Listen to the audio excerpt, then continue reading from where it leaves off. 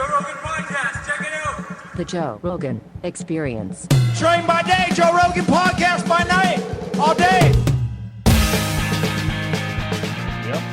Oh, man, what's up, baby? Joe Rogan. Good to see you, brother. Dude, thanks for having me, man. My pleasure. This is a fucking pleasure. How fun was this weekend, man? It was insane. It was not since Cher was at the Garden has there been so much pandemonium. Bro, when Brian Holtz was screaming about Billy I Joel. love you're going right to that because I was like, how long are we going to wait until we talk about Holtzman isolating the room? He was amazing. He seeing him at the Comedy Store, which we've seen him many times, and then at the Mothership now, seeing him in an arena like that go full on Holtzman is a real treat. 16,000 people, Yeah. and he went He just opened like he's with in the fuck OR. Billy Joel. Yeah. And then he's like, I don't care if you're famous here. It's your daughter. Fuck him. We get it. You play the fucking piano. I mean, yeah, it was wild. It was amazing. The surprises on that show. I want to hear from your vantage point real quick. From obviously doing arenas for a while now. A show like that, 'cause getting to see you for a moment before you walked out backstage and you were just like, it was cool to see you looking at it like, what the fuck? This is wild. I was blown away. First of all, I have seen Kill Tony evolve from the very beginning. Yeah. So I saw some of the earliest episodes in the belly room. But you were telling me, Tony came to you and was like, will you do my show? I got this new. And you were just like, yeah, fucking all right, help a buddy out. And then you have no idea what it was. No, Yeah. when I first did it, I was like, okay, let's have some fun. I think I first did it, he brought up, I might have first did it at the Ice House. They used to do it at the Ice House in the little room. Yeah. So that was probably one of the first ones that I did. And I did a bunch in the belly room, and then it moved to the main room, and then it moved to Texas when everything shut down. They were trying to do it in the main room for a while with no audience. Yeah. They did quite a few episodes with zero audience. It's just a story of persistence and getting... That's what I keep telling young comics. The consistency is so overlooked in this business. And Tony just believed in it and also kept finding ways to evolve it. And the more people, you guys coming on, and then like you'd see Saget come on, and like more and more people started to go, oh, something different to fuck around with, right? Yeah, and he just got better at it too. Yeah, that's a great point. I mean, he's a wizard at hosting that show. Yeah. He's managing all these moving parts. He knows when to bring people in and when to, he knows like how to work the panel. He knows how to like let you go, let somebody else go. He's like, it's a dance, man. Oh, yeah. And the dude is the best at it. He's the fucking best at it. So for me, walking out there and seeing that crowd, I was like, this is insane. And to see the Black Keys on stage, I'm like, this is insane. Jelly Roll? Jelly Roll singing New York? Yeah. Like, what the fuck is happening, man? This is crazy. Yeah. The pops that everybody got, like all the surprises. Oh, my God. So when cool. Joey Diaz went on stage, it was the loudest I've ever heard an audience cheer for any human being ever in my life. I thought he was going to be so, taken aback by the roar that he was legit going to run for president because he came out and he was like, you cocksuckers back here. I came to the circus. By the way, he came in so hot and rode that high and got in like 3 or 4 bangers. Yeah. And I saw Tony at the airport last night. And he was like, I didn't even hear what he said. And I go, dude, he said something about like, I played here. I was on Quaaludes. They put me in the handicap section.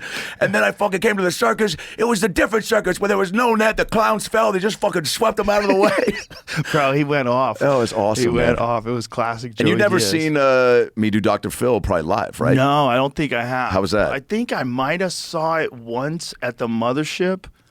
How many did you do I've at the done Mothership? I've only done it on Kill Tony twice, and then I did 2 Phil shows on a Sunday there, but you were gone. Oh, that's right. Okay, that's right. No, so that was the first time I ever saw you do it on stage. Yeah.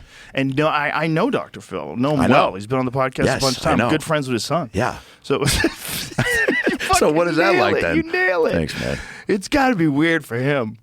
It's got to be weird for him. This guy is doing a comedic version of him, and it's like the most popular guest on Kill Tony. What the fuck, dude? Of all the, I mean, dude. It's a great guest, dude. It's Yeah, a great man. guest. And the fucking, and that's not the best image because there you can kind of see that you got that thing on your head. Yeah, the ball cap, But yeah. you can't tell That's a while good you're one, on yeah. stage. It's fucking incredible. It's wild, right? It's so funny, dude. You have that that character is like. Well, it's still got the abrasiveness of like talk show Phil, right? Like busting chops. Like that's why it makes sense when I'm doing these roast jokes. Right. That you're like, yeah, it doesn't seem. because even for me, I didn't watch like a whole season of Phil episodes. It was during COVID. My wife and I were just stoned and drunk and watching bullshit, and then we'd see these Phil reruns, and I was just laughing because these kids would come on and they're like, you know, my mom tried to tell me I can't smoke weed. He's like, well, maybe you should shut your fucking little twat mouth. He wouldn't say it, but he would just, in a version, he was just like, well, maybe you need to look in the mirror and see that you aren't exactly perfect. I mean, he just was real abrasive, but in a funny way, and it was it's a funny type of character to do this with because everyone has some idea of who Phil is, but he's not so known that you're like this wouldn't, like, how do I know this isn't who he is, right? Right. And making him, I'm not defaming him either. I'm not up there saying silly shit that's racist or whatever. No. It's all fun. goof. It's very funny. It's a goof. And I think he picks up on that. Oh, he's a great guy. I'm sure he does. I'm sure he's flattered. Well, his publicists are trying to get him to come on my show, and which would break the internet. Because what I want to do at the store or wherever, because now we're doing these theater. I'm doing the Beacon in November and the Philly, the Miller Theater in Philly in October. Just got done the Gramercy. Just got done the Gramercy, yeah. But all these Phil theater tours is what we're doing now, like theater shows. Wow. We're gonna do the ACL Live here next year, and Majestic, and Celebrity Theater in Arizona. You have to pay him? No. I mean, fucking, where's my Phil? Are you still cool with this cam right here? Hey, Doc. But so when he comes on, I'm like, dude, it'll break the internet because, there's a whole intro video and then, please give it for Dr. Phil. And so I'm thinking, instead of me coming out, he walks out and people just go nuts. And then maybe after 20, 30 seconds, I come out, shake hands. Well, it's also that's an opportunity for him to shit on you for having the biggest thing of your career, imitating him. Yeah. Well, that's what he said when he gave me Guest of the Year last year. It was amazing. Yeah, you finally figure out a way to be famous, pretending to be someone other than yourself. Yeah. And you know what, though? Isn't it, though, a great, like, as much as it, like, is so fun, and I want to say this with Tony, too, his openness to go, I am always expanding, not only I want to be involved in expanding comedy, but the Kill Tony show. For me to go, Tony, I think Phil on Kill Tony would be fun. He's an advice guy. You were giving advice to comics, but for Tony to be like, fuck yeah, let's add more characters. Oh yeah. Is really awesome. No, Tony takes a lot of risks, and he likes to fly off the seat of his pants. He likes a little bit of chaos on the show. Like twice, I showed up with people, and I just brought them on stage. One time it was Post Malone, and the other time it was Tucker Carlson. Oh, I saw that. Wait, that was impromptu? Totally impromptu. They had no idea they were going to do it until they did it. When I got there with Post, I was like, you got to come to the club. Let's go hang out. We were having just a great. I fucking love that guy. Yeah, he's such a nice guy. Yeah, he really is. He's so nice to everybody. Yeah. He's nice to everybody at the bar, downstairs, all the staff. Yep. He's just so normal, man. He just hangs with you. He can just hang with you. And so anyway, we were just hanging out. So, we're like, let's go to the club.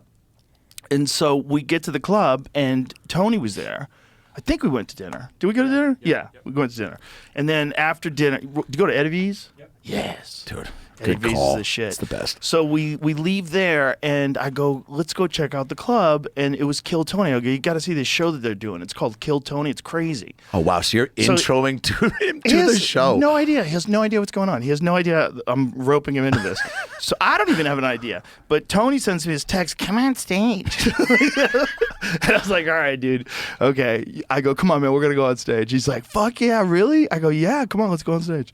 And he just went with it. 100% went with it. Sat down, had a great fucking time, had some funny lines. David Lucas said he looked like an unemployed crocodile hunter. Oh, my God.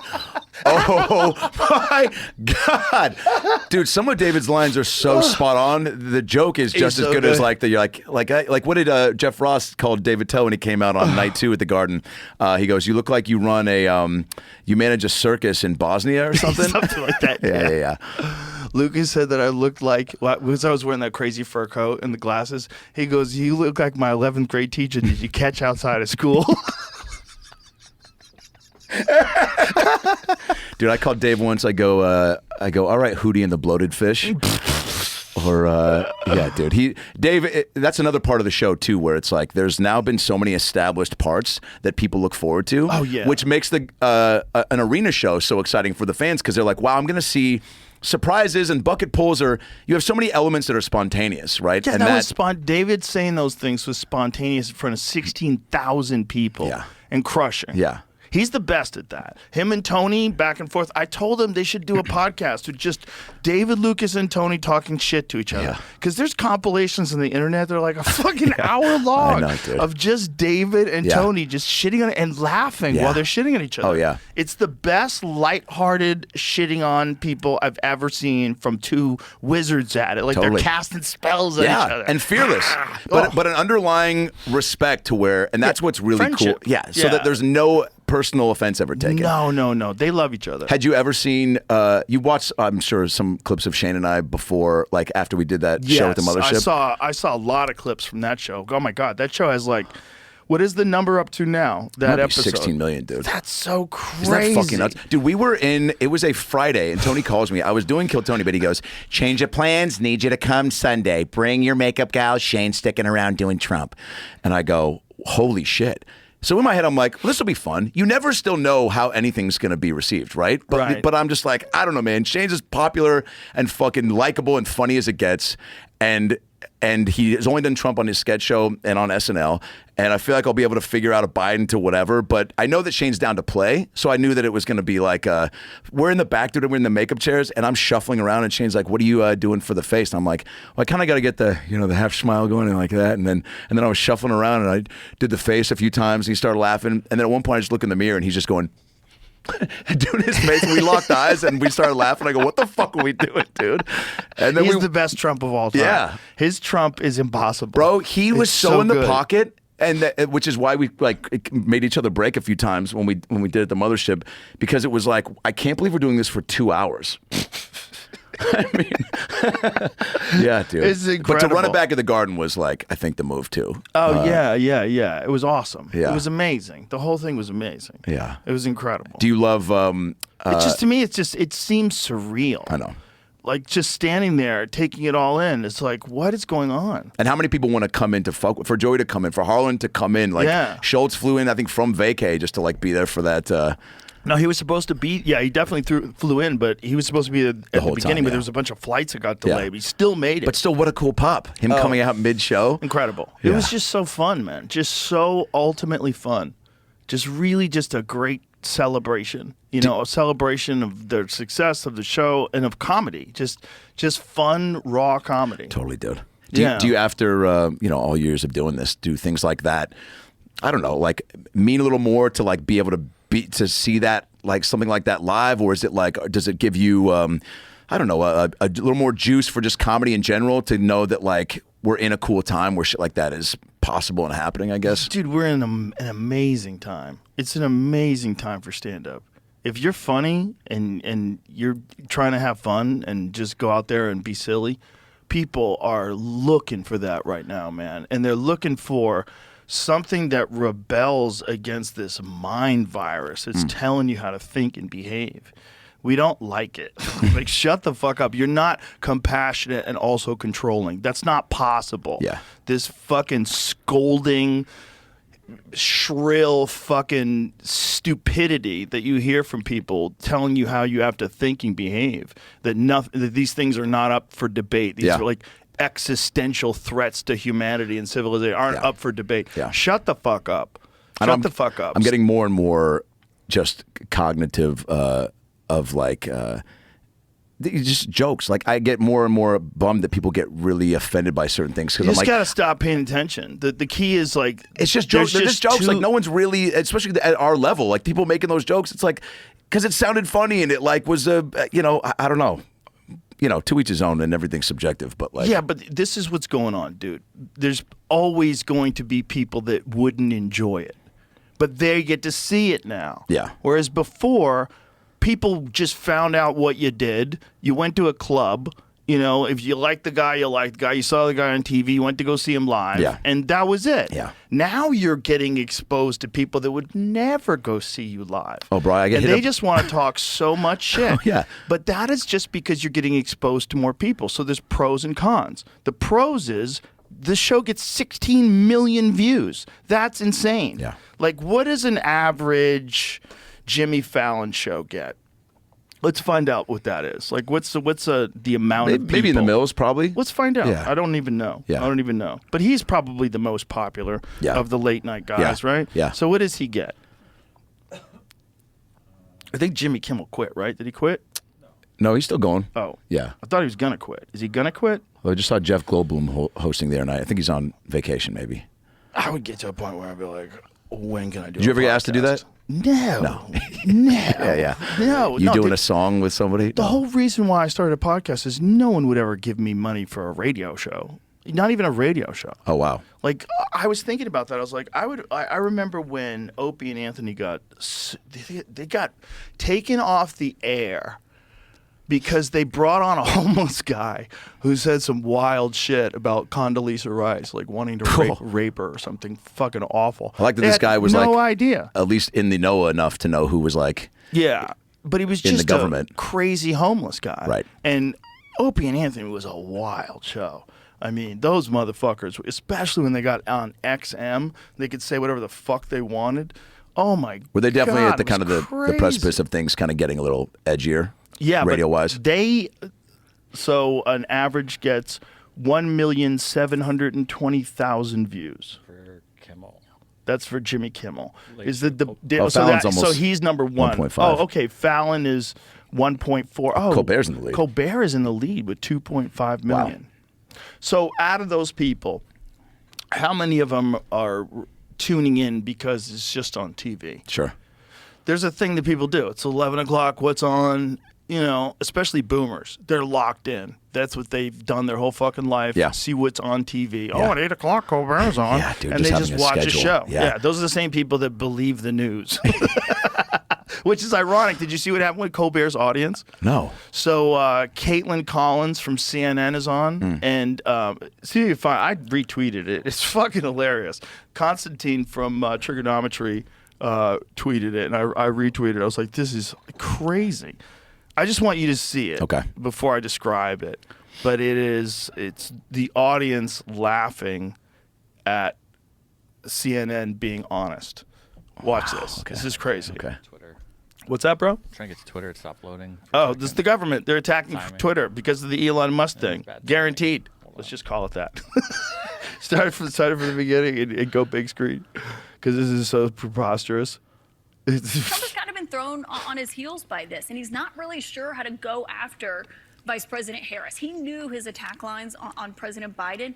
He really has struggled with how to go after someone who's 20 years younger than him, who is a different gender, a different race. It's kind of been this moment where he has not been able to coalesce around a single attack line. I know you guys are objective over there, that you just report the news as it is. No, I know. CNN makes a... I know Was that supposed to be a laugh line? I wasn't supposed to be, but I guess it is. Trump has kind of been thrown on. Wow. Bro. How crazy is that? That's the wild. audience is like, shut the fuck up. Wow. That is hilarious. They thought he was being a joker. They thought that was a joke. Yeah. That's how crazy this world has gotten. Where fucking CNN being unbiased is a joke to people in the audience. That's so crazy. Yeah. And why? What got accomplished? If you were running a business, what did you accomplish by doing things that way? You've ruined your business because now people think you're full of shit. Yeah. And you could have just been actual, just straightforward journalists and been beyond reproach and probably got away with, you wouldn't have got as much money. They probably wouldn't have got as much money. Yeah, you gotta get those ads in. Do you think that's what they teach to in journal? I mean, I don't know. At some point, like, when do you figure out when you're in journalism school or whatever that like there's probably obviously a handful of people, more than that want to stay like, you know, authentic and true and really. There's a lot of those, man. And then at some point you just get an offer to go somewhere, or somebody above you goes, dude, you got to get that story out. Like, you know, I don't know. And you're trying to get a name for yourself, like any sort of sports pundit, right? Sometimes they say wacky shit just to get their name out there, but. Well, it's good for the business, right? Yeah. So if they write a thing that says, you know, hey, everybody used to like Trump. Like the show, you ever seen like videos of Trump on The View with Barbara Walters back when they liked him? You ever seen that? Yes, but I can't remember what you're referring to. You should see it because it's bonkers. Literally bonkers. It's going around. See if you can find it. Like he's just being. Dude, it's nuts. It's like literally nuts. Like Sean Connery saying you can hit women nuts? No. They love him. They love him. Everyone loves him. Trump on The View. Whoopi loves him. Wow. Yeah, Barbara Walters loves him. Got the Everyone Whoopi stamp loved of him. approval. Wow. Everybody was friendly. Everybody was like they were considerate. They were talking nicely to each other. There was no attacks. It was a wonderful conversation. Whoopi, I love your hair. What do you wash it with? Syrup? And they Have just you laughed. found it? It's going around. All right, so if that's, I'll look on. Somebody posted it. Bro, that's God, wild. I can't remember who posted it on Twitter, but I was like, this is crazy. Watching it is just bananas. Do you think they've seen what Shane and I have done at all? Do you think they've seen like people Trump in there? for sure has? Yeah, this is it. Watch this. This is bonkers. Go full screen. This is literally real bonkers. estate mogul and a television star. But does he really want to add president of the United States to his resume? A lot of people would like him to. Please, let's find out, and please welcome my friend, Donald Trump. My friend. My friend, watch this. Just watch this. This is nuts. We're in an alternative universe, okay? Because this is not that long ago. Go standing O. Bro, watch this. Just watch how this goes. Watch this. So she's a Republican. That's easy. Yeah. But everybody else. Look at Joy. Hugs. Can't wait to get a hug in. Yeah, everyone's hugging. Look at this. Look at this. Kisses, hugs, kisses to Whoopi. Everybody hugs and kisses. Even Joy Behar hugs Even and Joy kisses. Behar hugs and kisses. See? Now watch this. So I'm going to take you at your word that you have not decided yet when you're going to run, but you're thinking about it, and you've expressed some of your views, which are controversial and in many ways, yeah, but not to her. Well, not to her. Okay, you're a Republican, so, but let's say that you do decide in the spring, right? And your ideas resonate so much. On the other hand, you know, we saw Newt Gingrich apologizing for his marriages and divorces. You've had 3 marriages, 2 sort of uncomfortable divorces. Do you think that the... Not really. They were very comfortable. Well, we won't review all that. Do you think... Getting laughs right away. that would bother anybody? I think the country is doing so badly, they want somebody that's going to help it. I think the country is never been in a position like it is right now. It's being ripped off by every nation, every intelligent nation in the world, whether it's China. They're taking our jobs, they're making all our product, and then they loan us back the money, we pay them interest. That is Whether crazy. it's OPEC. That's crazy. OPEC, which is Look at this. they're Watch having this. a field day right now. How about the Arab League? They say, we want you to go in and attack Libya. These are the wealthiest countries in the world. Why aren't they paying us? Okay, Why so aren't then they change so their I agree minds with that, also. but you didn't answer my question. No, I did answer your What question. would you- I really you think it won't people. matter? I think maybe 10 years ago it would have mattered. 5 years ago. Yeah. The fact is, I think people want somebody now that's going to protect them and protect this country, because we're not going to be a great country for long if we keep going the way we're going right now. If you, The audience cheers. Yeah. When we have France leading the charge, okay? France, this is our new leader. By the way, they led for about 2 hours. After that, nobody's seen them. I don't know if you know that or closer not. than geographically, so they Let me should. just ask a follow-up question to that. lead is the point. Let me just ask instead a of the other way. follow-up question to that. Let's say you run. You've given a lot of thought for this. Who would you like as your vice president? Possibly Sarah Palin? Well, I think it's far too early even to discuss that. I'm going to make a decision sometime prior to June. I'm thinking about it very strongly. I think I'd do a really good job. I think I'd protect this country like it's not being protected. You know, it's funny. So many of the things I say, now politicians are saying, hey, that's right. Why aren't they paying us? If you look at North Korea, South Korea, we're protecting South Korea. They're making a fortune. Let's call it hundreds of billions of dollars of profit on us. We have 25,000 soldiers over there protecting them. They don't pay us. Why aren't they paying us? You'd be treating this like a business. No, a business with heart. Okay. Believe me, there's a lot of heart. It's a business, but it's also a business with heart. We will destroy this country. It won't be a war if the economics of this country keep going the way they're going. We're not going to have a country. You're kind of a social liberal, Donald. You know, you're a social liberal. Could you actually get the base to vote for you in the primary? Well, every poll is saying that I'm the one that does the best. They do. They're doing polls. They actually have you a higher approval rating than Mitt Romney, Tim Pawlenty, John Boehner. But out of those, Let's just pause and think. Just He's very poised. He's but just listening. He's grasp like, the 180 yeah. that the media's taken on him Yeah. since he decided to be president. Yeah. When you see the machine go after a guy, we've never seen the machine go after someone as bold-faced. You know, the prosecutions, the Russiagate stuff on television every night, all of it. And then to see just a few years ago, they loved him. Yeah. You know, he was like wild. he was a Democrat, I think, until like 2000 and something. Oh, yeah. 2008, maybe? Yeah. Something crazy like that. Him and Clinton, I think they were all pals, right? There's pictures of them at Dave and Buster's and shit. Just playing skee ball. Like, I think he said that he had to pay them to come to a wedding. Like, they have a price if you pay them. They'll come to a wedding. Pay to play as a spectator? It's what is an accusation. It's a Trump accusation. So the thing about, it's like, apparently he said that he was in a helicopter with Willie Brown, but it wasn't Willie Brown. It was Joe Brown. It was a different Brown. And so now Willie Brown is saying that's not true. You know, and it's just Donald Trump says his money drew Hillary Clinton to his wedding. She had no choice because I gave it to a foundation. Wow. Yeah. Is that what I just said? Is that true? Yeah, Joe the Brown, Willie Willie Brown Brown thing, Joe Brown thing. I think that was like a mistake he made. And then people are like, he's old, she's young. Like, have you fucking seen her mistakes? This is crazy. The gaslighting is nuts. It's the same gaslighting they did to turn Trump into a monster. Now they're doing that same gaslighting to turn her into our future, our hope. Yeah. And it's working. It's crazy to watch. It's crazy to watch. Is it crazy to, like, I mean, I don't know. Do you think it's only going to get like 20 years from now? Because the upswing, I guess, of just all social media and media in general, and then also you're taking the people that are involved. Like it's the perfect mesh of crazy and crazier, right? So this says former Trump executive disputes his claim that Willie Brown was on board, right?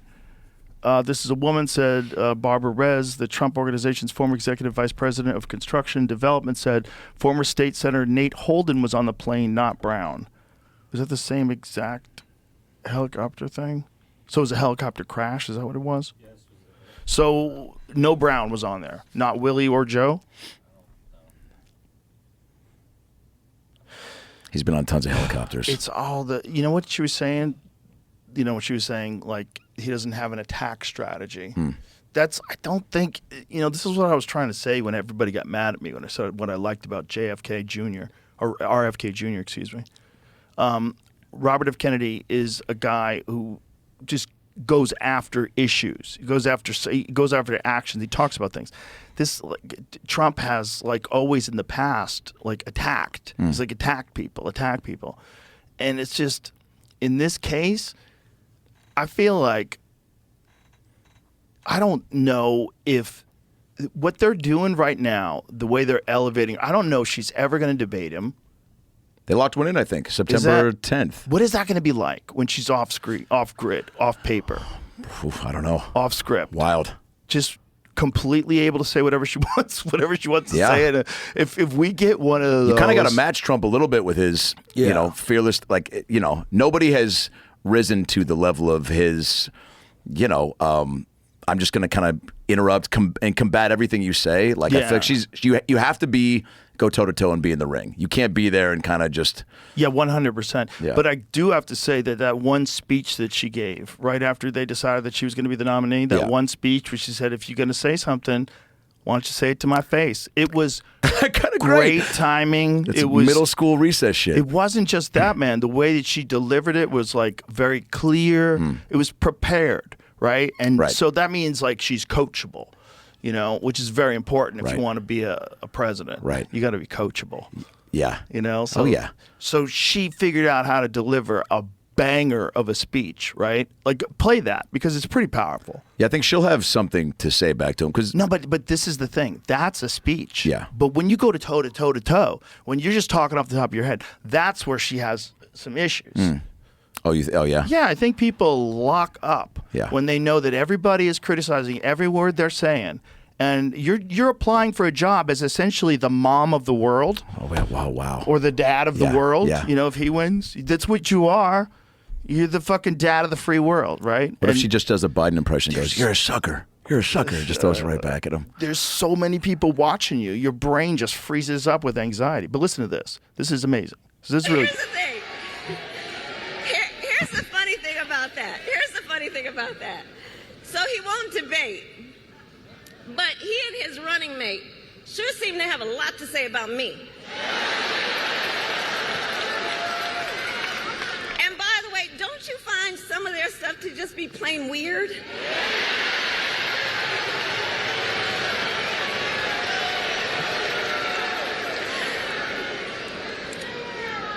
Well, Donald,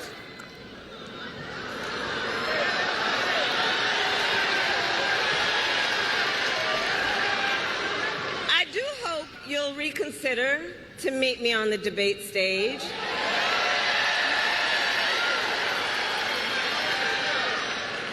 Because as the saying goes, if you've got something to say, say it to my face. Damn. They knew it was coming. It's Bro, kind of a she mic nailed drop. it. Yeah, she nailed that. She nailed that. How do you think? So there's- that alone can get you the president. This is we're in idiocracy. That alone, like that is get a couple banger sound bites, right? You can't say that's not outstanding. Totally. She just crushed it. She crushed it. Yeah. She had the big moment. Oh, I'm tuning in. This is pay-per-view now. She had the big moment and she crushed it. Yeah. And she did it without any ums or stammers, no fucking missed words. She had a smile. The laugh made sense. It made sense there. Yeah. For the first It was time. in context. When yeah. she laughs, Yeah. like sometimes she laughs like out of nerves, Totally. it seems like. Yeah. Just try to get everybody to feel lighter about the situation. Yeah. But that wasn't that one. That was like a genuine smile and a laugh. Crushed it. Yeah. That's a problem. That's a problem. And I don't think they thought she was going to be able to do that. That's the thing. Yeah. You can fucking coach somebody, bro. It ain't hard. I mean, maybe she just practiced. Who are these coaches? Just public speakers and Oh, stuff? yeah, public speaking coaches. Yeah, there's political speech analysts. There's people that Imagine if there's teach comedians. people how What to if David teach. Lucas gets hired to give her like some one-liners? Listen. I mean, there's a crazy world where there's shit like that, where there's somebody goes, you need a couple zingers in your back pocket. I don't know. 100%. Because if that's not your world and your brain doesn't operate like that, Trump's does. Trump is looking at like, to make a little put down or he's just quick in that way. Listen, so, he is quick in that way. Also, it would behoove him to hire a few great comics to just tour with him and just write one-liners about all these different fucking people. I mean, if he could remember them, I mean, Oh, I know he likes to go off his own head, but Sure. if he could remember a few Hinchcliffe bangers, if he hires Hinchcliffe to take him on the road, do you know how fucking insane that would be? Yeah, dude. Hinchcliffe writing bangers for Trump to shit on people with? Comedy cures, and it also is like sometimes what kind of just pushes things over the top, The dude. thing you're getting from him is no one is coaching him. Right? He's going off the cuff. Yeah. Nobody gets to tell him what to do. When he goes out there and he talks about things, it's like he's just off the cuff. And that's why it gets sideways sometimes. Yeah. It gets a little fumbly sometimes. But what I'm saying is that what she did was like a pro. She did that like a pro. Yeah. That's where it gets dangerous. Because You don't think that was calculated? You think that was off the cuff, like just responding to what was? Yeah. No, that was a 100% planned out thing. Yeah. 100% and well executed. Yeah. Like she fucking nailed it. Yeah. The problem is that's what we're looking for. It's not even necessarily who has the best policies for the country. It's not necessarily who's going to make real reform, who's really going to change things and make it better for everybody, versus who looks like the kind of person who should be president. Who's talking like a leader? Who's got the whole audience? Say it to my face, and the whole bro. What if that that's a becomes her mic drop. catchphrase? That's a mic drop. Yeah, you're going around to every country. I mean, there's going to be those T-shirts. That's your I Carumba if you're Bart Simpson. Well, that's a bit of a problem, is that she does repeat the same speeches over and over and over again in these speeches. So they have all these compilations of her saying things in the exact same order. Oof, yeah, you got to mix it up. But this is the thing that they like about Trump, is that he does not do that. When Trump goes up there, he is more than capable of talking for an hour and a half straight, be entertaining. He cracks on things. He says funny things. Like he was joking around about Biden wandering around, not knowing where he is. It was hilarious. Yeah. He was like he was a comic. He was killing. I know. And I guarantee you, he probably had an idea in his head that he's going to shit on Biden. Probably, had an idea how he's going to do it. But that's like just being a free baller. Yeah. You're up there free balling. He's the only one that can do that. People do respond to that too. Yes. Everybody does, like you said, want to look at somebody and go, oh, they represent us well. The same way, like if you have a agent or manager, right? You want them, if they're out in public, you go, oh, are they an extension of me in a certain way? So You want to see the best at it? Yeah. Clinton, Oh, when man. he was running for president the first time. Bro, put on a let me clinic. tell you something, dude. He's the fucking Michael Jordan of those motherfuckers. I can't 'Cause argue with that. Dude, Yeah. old school titty grabber. From the He probably called tits bazoombas. You know, bro, he was an animal. And played the sax and on this Arsenio. Guy smooth talked better than, and he was like, "That's the president." Yeah. You hear him talk, you're like, "That's our guy." Exactly right. Listen to this motherfucker talk. Oh, well, let me just get a speech when he was. This is when he's the president. We'd never seen that. He's the president. He's playing saxophone. Give me a little bit of that. Let me hear it.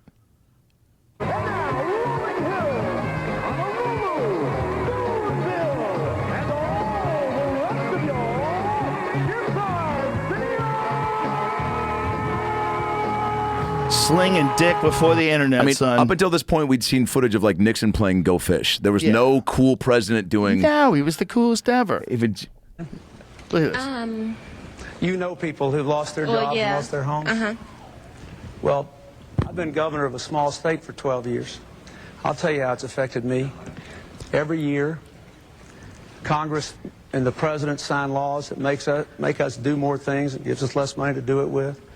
I see people in my state, middle-class people, their taxes have gone up in Washington and their services have gone down, while the wealthy have gotten tax cuts. I have seen what's happened in this last 4 years when, in my state, when people lose their jobs, there's a good chance I'll know them by their names. When a factory closes, I know the people who ran it. When the businesses go bankrupt, I know them. And I've been out here for 13 months, meeting in meetings just like this ever since October, with people like you all over America. People that have lost their jobs, lost their livelihood, lost their health insurance. What I want you to understand is the national debt is not the only cause of that. It is because America has not invested in its people. It is because we have not grown. It is because we've had 12 years of trickle-down economics. We've gone from 1st to 12th in the world in wages. We've had 4 years where we produced no private sector jobs. Most people are working harder for less money than they were making 10 years ago. It is because we are in the grip of a failed economic theory. And this decision you're about to make better be about what kind of economic theory you want. Not just people saying, I want to go fix it, but what are we going to do? What I think we have to do is invest in American jobs, American education, control American health care costs, and bring the American people together again. Okay, stop. If that guy runs right now, he wins. That guy runs right now, he fucking blows everybody out of the water. Easy listening the voice. Democrats come home with like every fucking state.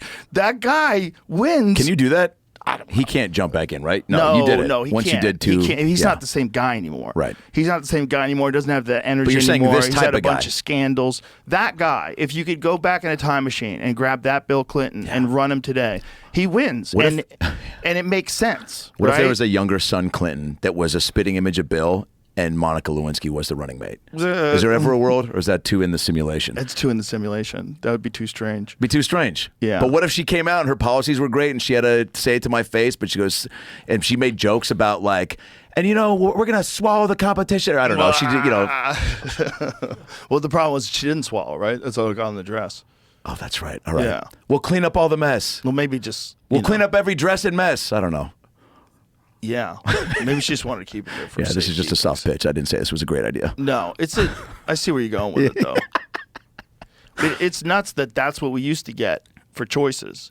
Yeah. Like, they made sense. When you saw Arnold in the mix, because I feel like, at least for me, that was because I wasn't, you know, around, obviously, for the Reagan stuff, but like the Arnold was my first taste of like, oh, anybody can do, you know what I'm saying? Well, Like, that was Ronald Reagan when he became president. Right. I mean, it doesn't make sense to us, but if you were someone who grew up during that time when he was a movie star, yeah. It's like, you know, Dennis Quaid being the president. Yeah. Yeah. And he's playing Reagan. Oh, yeah. Same gal that did his makeup does my Phil stuff. Oh, that's wild. She's a goat, Jen Aspinall. It's just like, you know, the world has gotten real weird, man. It's real weird when we know what the trick is. Everybody's talking about the trick.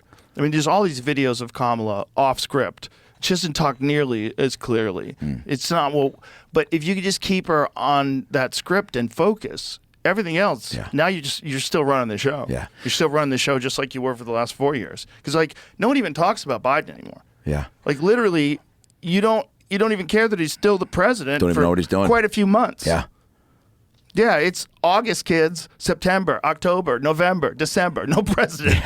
No president. And also, how bad does he deteriorate between now and then? Because clearly that man is at the end of a long road. The presidency took its toll on him, I think. It takes its toll on everybody, because but he aged particularly quicker on than him. yeah.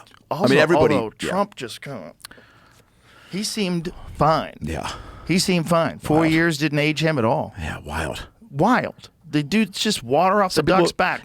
Well, you look at LeBron. He's fucking playing 20+ years. Some people just got a little extra juice yeah, to. but LeBron spends millions of dollars on his body. You're He's right. never been out of shape. You know, he's Trump and constantly- LeBron don't spend the same No, amount of money on their little bodies? different. Yeah, okay. You really can't compare the two.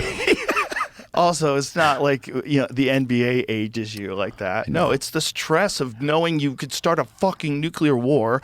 The economy want that. rides on you. Why would you want that stress? Even running for president seems like the craziest thing to.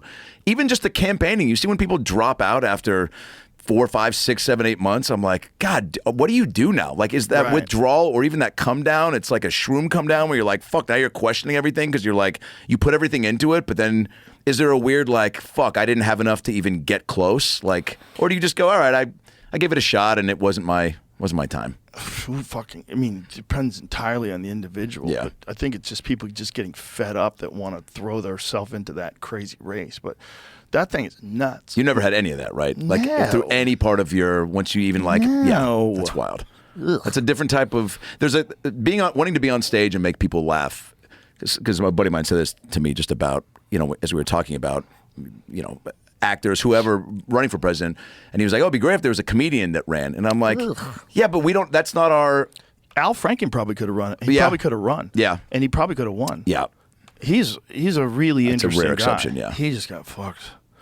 Yeah, was it that picture? Yeah. Yeah, there was a picture. He was trying to be funny, and it wasn't funny. And it's just unfortunately wrong place, wrong time, wrong hands, wrong boobs. Trying to be a comedian, trying to be funny.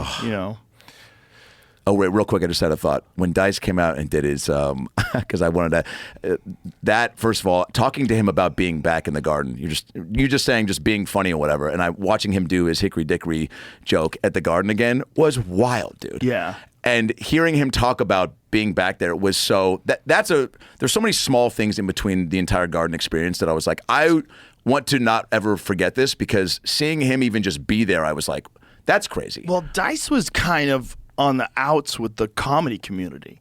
It was, to me, it was the dumbest thing I'd ever seen. It was real weird because he did MTV and he got banned for life from MTV for telling jokes. I forget what the jokes You're in the Pauly area or no?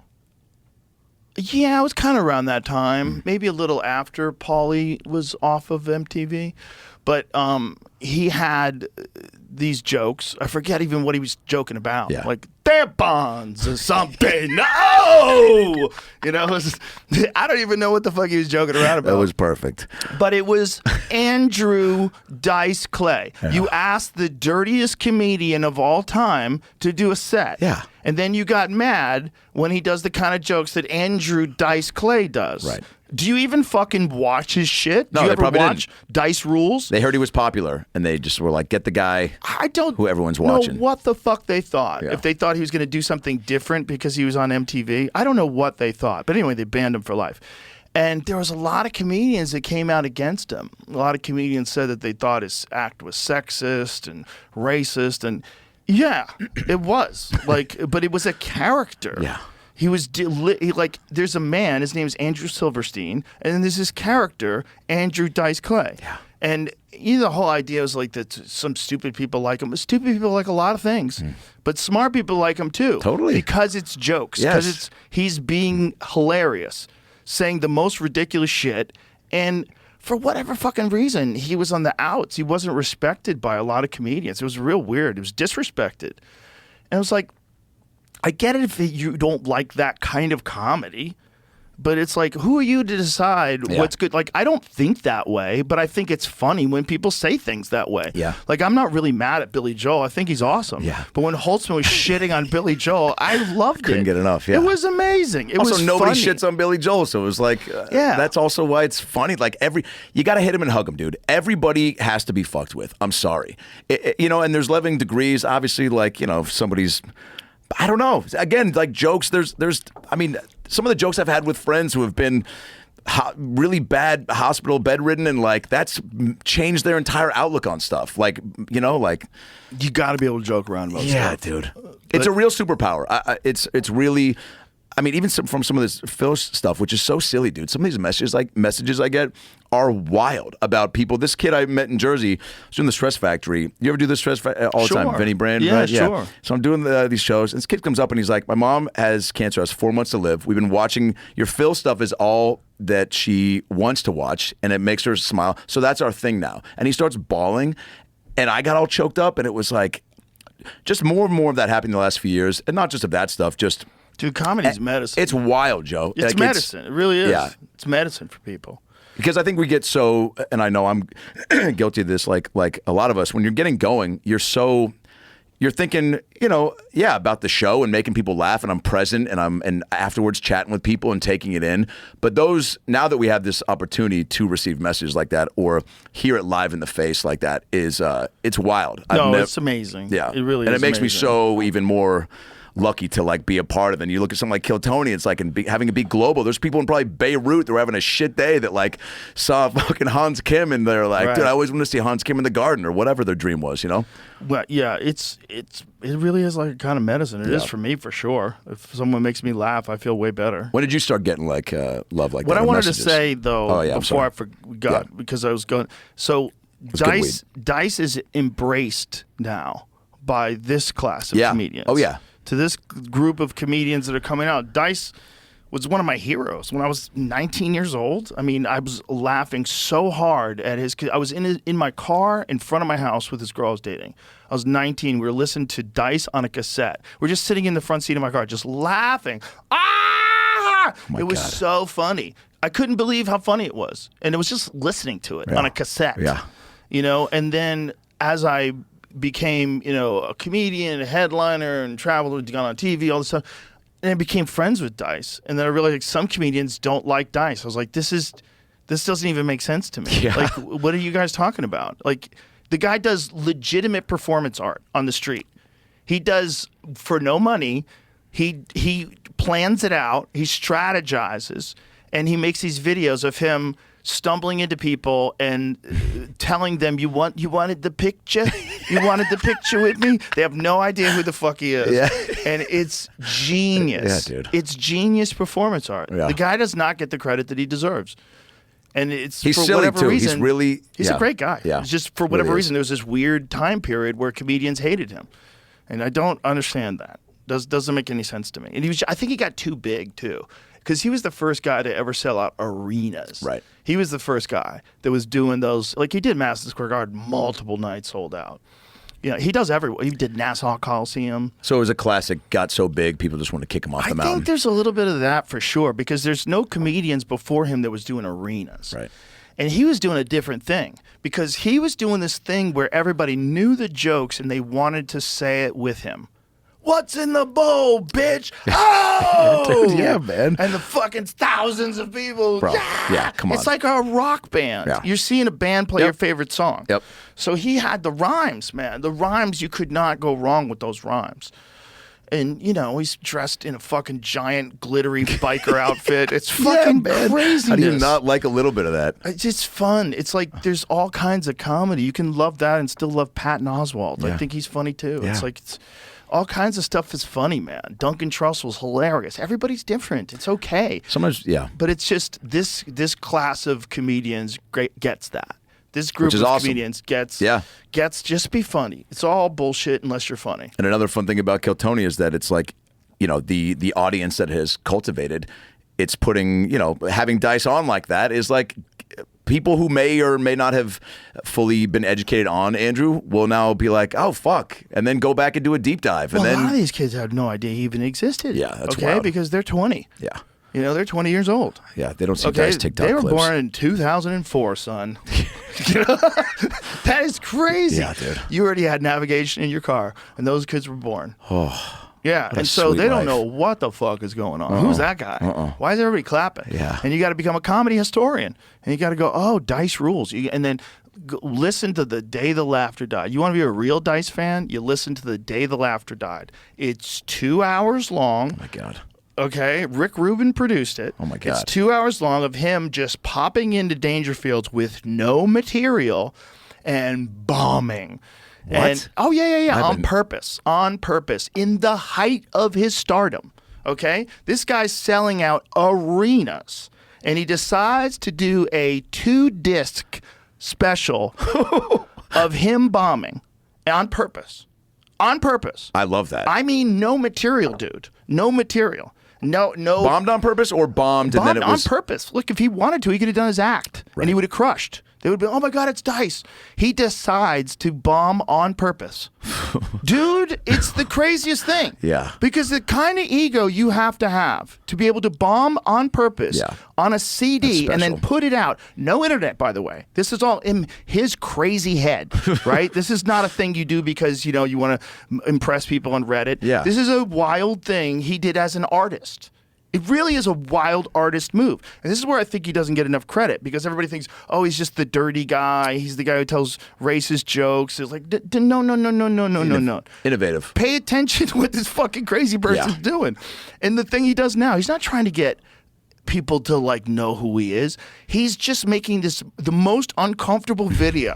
And the people who are fans of his are like, he's a fucking maniac. He's just walking up to this crazy Chinese lady. Oh, yeah. And he wanted the picture. They don't know what the fuck to do. And he's big and he's imposing. He's got these crazy sunglasses on. He looks like he might be an insane person. Totally. You're worried about your safety. Yeah. Yeah. It's hilarious.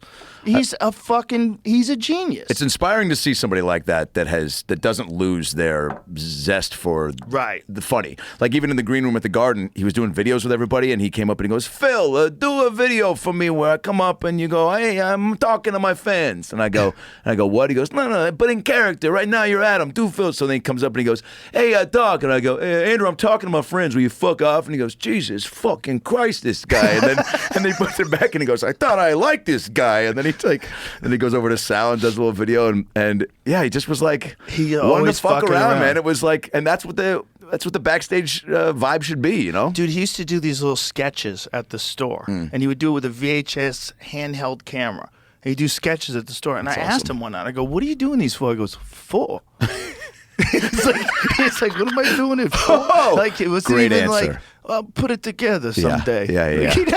He was just having fun. Yeah. Just having fun. Oh, the first time he brought me up in the OR at the store, Jeff Scott was over there on the keys, and he goes, Jeff, who we got next? And I'd met him maybe 3 times, but didn't expect him, whatever. But he goes, and Jeff goes, Adam Ray. And he goes, oh, I love this guy. And, we didn't know each other. And he goes, this guy, you've seen him here, you've seen him there. Keep it going for my friend, Alan Gray. And then I get up, and he goes, sorry, I had to, right? Like to me. And I just laughed, and I was like, just to get razzed by him. Yeah. I would love when he would go on stage in the OR and there'd be like 10 people in the crowd. Yeah. And he would just fuck with them. What a treat to get to see that. Fucking guy. Look at this fucking guy with his pants that looks like he got attacked by a fucking mountain lion. How much did you pay for those pants, you fucking moron? And it's like this. I would call it mean Dice. Yeah. That was my favorite Dice to watch in the OR when he'd do mean Dice. But people love it too. They're like, Dice is roasting me. Get the fuck out of here. They were dying. It was funny. Yeah. It was like, it sounds mean when I'm saying it, but Mean Dice was hilarious. Has he? He's been to the mothership, yeah. Oh yeah. Yeah. Multiple he loves times. it. Yeah. I'm just happy. I was always just. It would freak me out to become his friend because Is that one for you that's just crazy? That as far as like in the business, yeah, because I was young, man. Yeah. I was friends with him in my 20s. Wow. And I was standing in the back of the he's the reason why I started going on the road, because I was standing in the back of the Comedy Store. He's like, you should do the road, and I said, why? I was like, I'm here at the store. He goes, yeah, I know, but you know what? You don't want to be attached to Hollywood and these fucking jerk-offs. He's like, you can make all the money that you need on the road. Wow. He goes, and you get an audience. He goes, you're a funny guy. You should do the road. And I was like, I should do the road. So I started doing the road. Get the fuck out of here. Yeah, he just opened you up to the idea. 100%. For years, I was mostly just doing the store. And I would do the Laugh Factory and I do the improv. And I was just doing Hollywood sets. And occasionally, I would do something else where it was a long set. But it was a little awkward because I was mostly doing 15-minute sets, And so then I started headlining again. I was like, oh, yeah, you have to do this. You have to do hours. Yeah. You have to do like 4 hours on a weekend like two on Friday, 2 on Saturday. But it's like the problem was I always had like 1 foot in and 1 foot out, because what 1 foot in was like I was always working on television. So that was like most of my day. Most of my day on news radio was working on the TV show. Like it dampens your enthusiasm for doing the thing that got you to the dance. But I was on set of news radio once, and the producer said to me, "Why are you still doing stand-up? You're an actor now." And I was like, "Oh no!" Oh shit! I was just like this whole cycle of needing people to pick you for something. I was like, "Yuck! Yeah. Get me out of this." Yeah. Why are you deciding what I should, be to people? And it was at that same time where Dice told me, "You should do the road." Wow. It was the same time. So it was like a fortuitous universe, convergence of this guy that I couldn't believe I was friends with. It was just weird to me. Would those news radio days be so long that sometimes you wouldn't want to go up and do a spot, or was it pretty conducive? Still did it. I always did it. I never canceled. Yeah. I always did it, even though I was exhausted. It was your reward too, right? You were looking forward to it, like I can get through the day so I can get on stage almost. It was a little bit of that, but it was also those are my people. The comedians were my people. Yeah. I had to be around the freaks. I had to be around the weirdos, the Holtzmans. I became friends with Holtzman in '94. Wow. Yeah. So I had to be around those guys. Yeah. Like those are my compatriots. It is wild how quickly you find that out that you are in the right spot. I remember when I first started going around the store in 2000. I started stand-up in 2007, so it was right around there, and just going open mics and waiting for 4 hours, and Tommy telling me I'm going up and then not going up, and then being like, and he's like, well, maybe come back tomorrow, and then but being around, even if I didn't go up, I was around for 4 hours, and I didn't just sit and wait. I like milled around, and that's where I met Tony and all these guys that you're like, oh, cool, you're doing this too. And that was the connecting over that is an immediate bond that's just like, once you kind of lock eyes with someone, you're like, oh, you're trying to do this too? Unspoken respect. And then also like, oh, cool, somebody that like, oh, we both didn't go up, or you got up. Oh, cool. Yeah, well, dude, next time maybe do this. And then, oh, where are you going now? It's late. Like, I'm jazzed from watching 4 hours of comedy and not going up. And I feel like it's sad if I just go to bed. So, oh, well, let's go fucking play video games and smoke weed and talk about our experience of that night. Yeah. And they're wild times that you don't appreciate at the moment because you're worried. You don't know if the future is ever going to be real. You don't know if you're ever going to be a real comedian, because you want to do it, but you're obsessed with it, but it's hard to even get on stage. It's hard to even take the first steps towards the dream. So it's like, even though it's an amazing time and you're going to look back on it so fondly forever, at the time, it's crazy. Yeah. At the time, you just don't know. And that not knowing and not being able to control your destiny as a young person is one of the most terrifying and paralyzing feelings, because you don't know if it's going to happen in whatever you're trying to do. You're a fog of hope and dreams, and I don't know. I can't see the future. I don't know if it's ever going to work out. The uncertainty that is a constant cloud over your head, but also the appropriate amount of delusion and enthusiasm for wanting to make it, right? Yeah. Or make it. I mean, just wanting to be able to work in this world. Well, I was very fortunate that I'm a very determined person, because I was terrible when I started. Stand up? Yeah, I mean, occasionally I had some good jokes, but I was bad at putting it together. But I didn't know how to write. I didn't know. I just knew like what I liked, and I knew that I could make people laugh in inappropriate ways. I just couldn't figure out how to get that. Were you comfy on stage? No. Yeah. It took a while. It took a while for me to be comfortable on stage, which is so crazy. I was so nervous about it, but I had fought like 100 times. It's just so weird that like getting kicked in the head didn't make me as nervous as talking to people. That's so wild to me. It's so crazy. Yeah. There was a lot of fear that came with the fighting that didn't come with stand-up, like all throughout the day. Like you'd have massive anxiety all throughout the day when sparring days. You'd have massive anxiety when you're going to a tournament. And that's when I became funny, because I would make everybody laugh when we were all freaking out. Because we were like on a bus driving to New York together to go get kicked in the face. And trying to laugh. And I would just make jokes, because it's very likely that one of us might get knocked unconscious. I'd seen a few of my friends get knocked unconscious.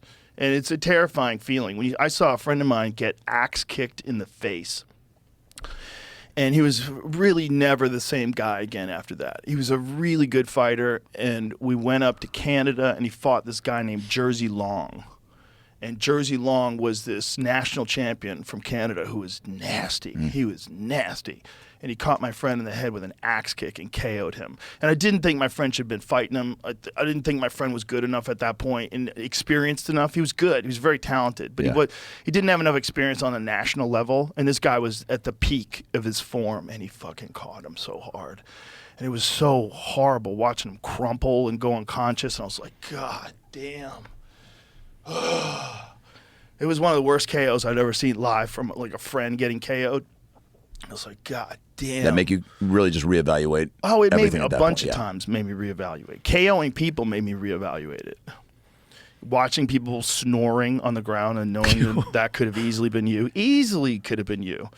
Easily, you know, easily. There was definitely guys that could have knocked me into the shadow realm. They just didn't. I just got lucky. I got lucky, and I never really got knocked out until my last kickboxing fight. I get TKO'd. I was still conscious. I was okay. I got rocked. I got hit with a left hook and dropped. My legs just disappeared. My legs just went, weep, go away. What's that like? It's weird. It never happened before. I've been rocked before in the gym, but I'd never been dropped where I was really exhausted. It was my third fight of the night, too. Because even that's a crapshoot, right? Like when you're getting kicked in the head and you go down or whatever it is that knocks you out, it's still... Right, there's always a couple centimeters to the left, and that would have actually. This guy caught me perfect on the jaw, and I think I had my mouth open because I think I was tired. Because it was, like I said, it was the third fight of the day, and I remember being exhausted because I would get sick a lot of times before fights because I would get nervous. So I get real nervous, and then your immune system drops because you're freaking out all the time. Fuck. Yeah, and also you're cutting weight. I'd be cutting my calories down because I was trying to compete in a different weight class. But those nerves don't enter in the comedy. Like before your live special, which I told you a couple days ago, but it was awesome. Thanks. And congrats. Thank you. And also, I love doing it different, man. When Harlan Williams did a fucking special outdoors in front of animals, I was like, fuck yeah. You know what I'm saying? Doing something different. But the live thing is so not guaranteed, man. You're prepped, you're ready, you've done live, but like still it's still a new challenge, right? I said no to it at first. Right. I was like, I don't want to do that. Fuck that. What put you over the top, and what were the nerves like that were? Well, what put me over the top was I was like, why are you scared, pussy? Like, this is like, what do you like to do? You like to do things that scare you. You do this thing, you fucking bitch. Yeah. That's exactly what I thought to myself. Because I said no. I was on the phone with my manager, and she said, Netflix wants to do a live special. I was like, fuck that. I go, I don't want to do that. No. Tell them no. Maybe I'll do a special. But at that time, I wasn't even thinking about doing a special. I was just working on comedy. I was just having fun and just doing comedy. And then being at my own club. It was fucking wonderful. And then I was like, why are you being such a bitch? Like, as I drove, when I said no, and then when I got home, I think, or maybe the next morning, I called her up and I said, don't tell him no yet.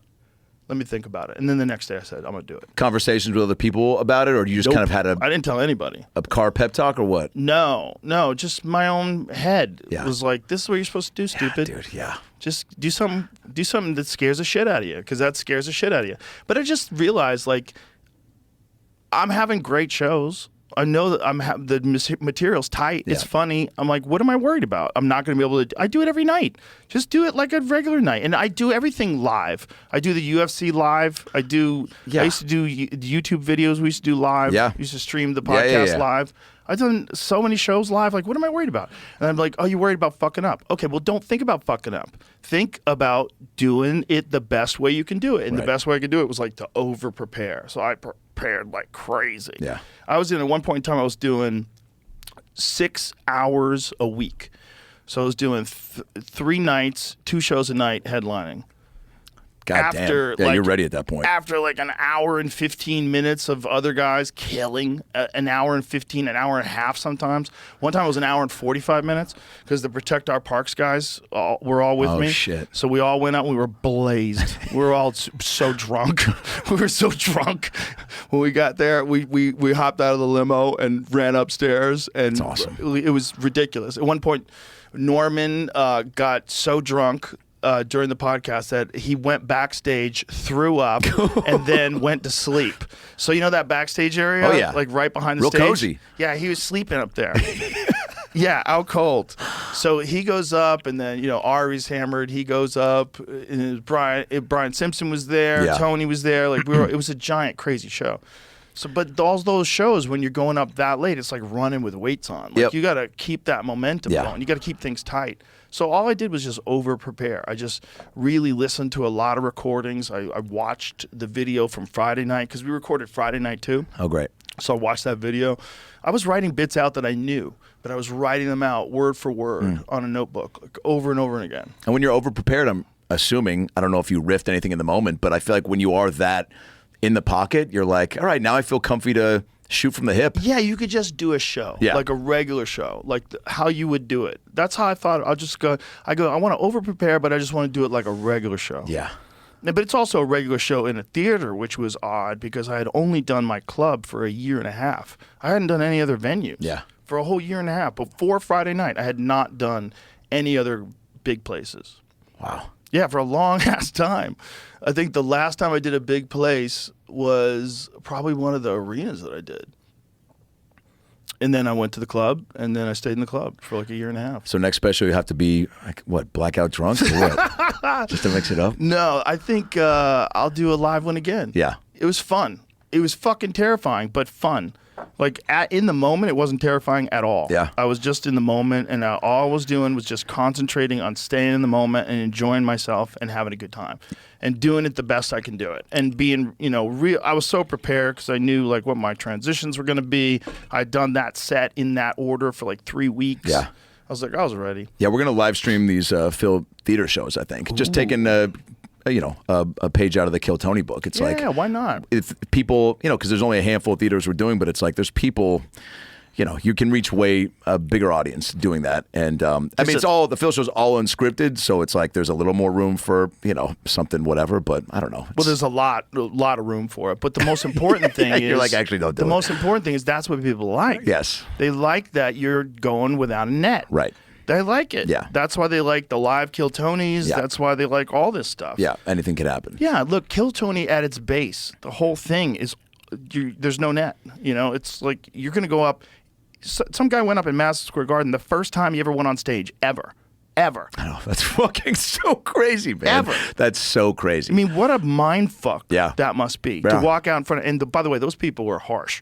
Those people were fucking mean. I was going to ask you, how do you feel when like a joke in? They're like, so my mom is, my mom's weird. They're like, fuck you. Boo. Yeah. I mean, the boos come in so quick sometimes. Also, they're drunk, okay? Yeah. There's people out there, they've been ready for this show all day. They've been day drinking. They probably went to a pub, got fucked up. Oh, in New York, yeah. Yeah, they're walking, and then they walked into the most iconic arena, their favorite show. It's live. Yeah. There's 16,000 people. They're fucked up. Yeah. Let's go, Tony. Yeah. And then some guy's on stage, and it's not that good. You're like, boo. It's normal. I paid for this, especially in New York. Yeah. Especially in New York. I know. Like, they're not polite. If it's going south, they're gonna let you know.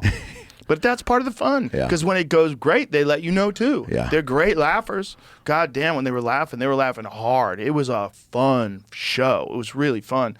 But it's that weirdness of like, it could go sideways, it could be awesome, but it's always going to be funny. Yeah. And then you got the regulars. Like William Montgomery is a goddamn national treasure. Bro, I can't get enough of him. I love him to death. Me too, man. He's so funny. Yeah, dude. He's so fucking funny. And I love too when people are just he's such a kind guy, but he's so like, he just commits fully, dude. Yeah. And he's just always in the pocket, and he's always, that's a tough thing too, is going on, like, I've only been on his long panel or a 5-10 minute bit, and it's like to go on for a minute and then however long the interview part is, he always delivers, I guess, which is he's a character, right? He's this maniacal character, and you can get away with so much as that maniacal character. I met he's got two brothers, but I met one, and he goes, "Hi, my name's Vance," and he goes, "I'm William's brother," and I was like, "Of course you are." Like, he just had all the William, like, really just very intense, like, you good ever to notice see how ya. William hugs you? Oh, yeah. He hugs you like he might be stabbing. He hugs you like a Trump handshake. Like, he pulls you in, and then it's really... It's weird. Like he's stabbing you, actually. That's very tense. Like he might want to stab you. What is that? That's just... I don't know what it is. I'm trying to relax him on it. For several years now. Yeah. He just hugs you, and you're like, am I in trouble?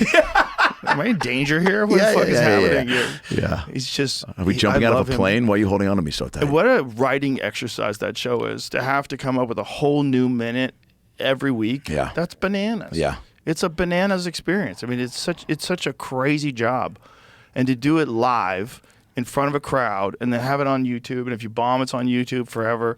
It's like, that's the ballsiest shit you can do, man. Let me ask you this. Would you ever go on, like now that there have been, I've gone on as a few characters, Shane going on doing Trump, if there was ever a pitch to you from Tony or whoever, because you're a good actor, man, and would there ever be a world if somebody was like, dude, Joe, let's get you up and to come on and do like had an impression like a that was bucket really pull good. that was like a wild person, not even like a long panel thing, but like a... Yeah, I would do that. Like a fake person, you know what I'm saying? It would Like, have to be a person that I could actually do an impression of. Okay. Because I'm not that good. I only have a few. Like, I can do Dice and I can do Joe, yeah. Joey, but it's only a few. But what about an original? There's a guy named Earl Strickland. This is my best impression. My best impression is a professional pool player.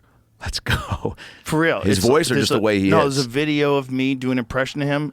I sound exactly like him. Awesome. And I say the crazy, he's a genius. Genius pool, one of the greatest pool players of all time. But like all people that are incredible at what they do, they're nuts. Yeah. Almost all people that are really, really good at things are yeah. out of their fucking mind. Oh, yeah. And he's out of his fucking mind. And he's famous for things like he puts like ankle weights on his wrists when he plays and tapes up his fingertips and puts like shooting goggles on. Meanwhile, he's like one of the greatest pool players that's ever lived. Wow. So he has all these like gadgets and shit he does, but I do this impression of him. Play it for me because you got to hear him talk. California, Mr. Earl Strickland, ladies and That's my gentlemen. buddy Justin. Earl, how are you doing tonight? Pool is a beautiful game played by ugly people. Okay, first of all, how are you going to play pool if you're not properly equipped? Where's your beekeeper's outfit? You don't have no ass weights. I don't see you in waders. What are you doing? You have goggles on? No, then get the fuck off the table. So this is wow, now, dude. You got to listen to the Doesn't guy. even sound like you. But listen to the guy. That's like if that guy was famous. Yeah, I could do like a whole tour as him. Oh my God, that's your next chapter, dude. I could do a tour of pool halls. Oh my God, meet and greets with that. But that's the only one I could do that good. Well, here's the thing. Even that voice, I'm like, dude, that's a Kill Tony guy. You see that guy coming on? Right. This is him. Tournaments every week. It was just the best players in the world playing. Bro, you nailed it. I know how to do his voice. By 10. That was the biggest thing. Oh, Joe. Pool's a beautiful game. Yeah. It's played by a bunch of ugly people. The stash, bro. Yeah, he's a wizard. Now, is he so famous that like a biopic is in the works? If something happened, they could do a biopic of right. Earl Strickland, and I could play Earl Strickland. Holy I can't play shit. as good as Earl Strickland, and not built like Earl Strickland, but I could definitely do an Earl Strickland dude. impression. Oh my God. He'd be so mad at me. Have you so you haven't you met him, yeah? Yeah, I met him. He was happy when I met him. I ran into him and he was like, "Why are you picking on me?" And I go, "Dude, I'm a giant fan. It's the only way I could do an impression of you that good. Because I'm a huge fan." And we became friends, like friendly. That's but awesome. then I tried to get him on the podcast and he doesn't want to come on. He's mad at me for something. Doing his voice. He like did a keep fucking saying these he videos. did a podcast saying that he like turned me down. That he didn't want to do my podcast. I'm like, okay. Oh God. Like I'm only a fan. Yeah. I'm only telling. I only joke it around because I think you're awesome. Is pool your? Oh, man, how do I ask this question? Not vice. Number one hobby. Number one, like if you had the ideal day, like a joint, a show, and maybe post show for however long, and you're hanging. Obviously, I know you like your dinners and whatnot, but like. Is pool your true, like you're in your happy place zen? Well, it's just to me, it's like a game that's also a mind cleanser. So there's certain things. And the social aspect of it, right? Yeah. Social aspect. Well, if you're hanging around a pool hall, for sure. Yeah. Also, it's like pool players are also obsessed with it the way you're obsessed with it. So you could talk about stuff that you can't talk about with other people, like tip millimeter sizes and carbon fiber shafts and shit. Nobody wants to talk about that. But the pool players can't wait to talk about it.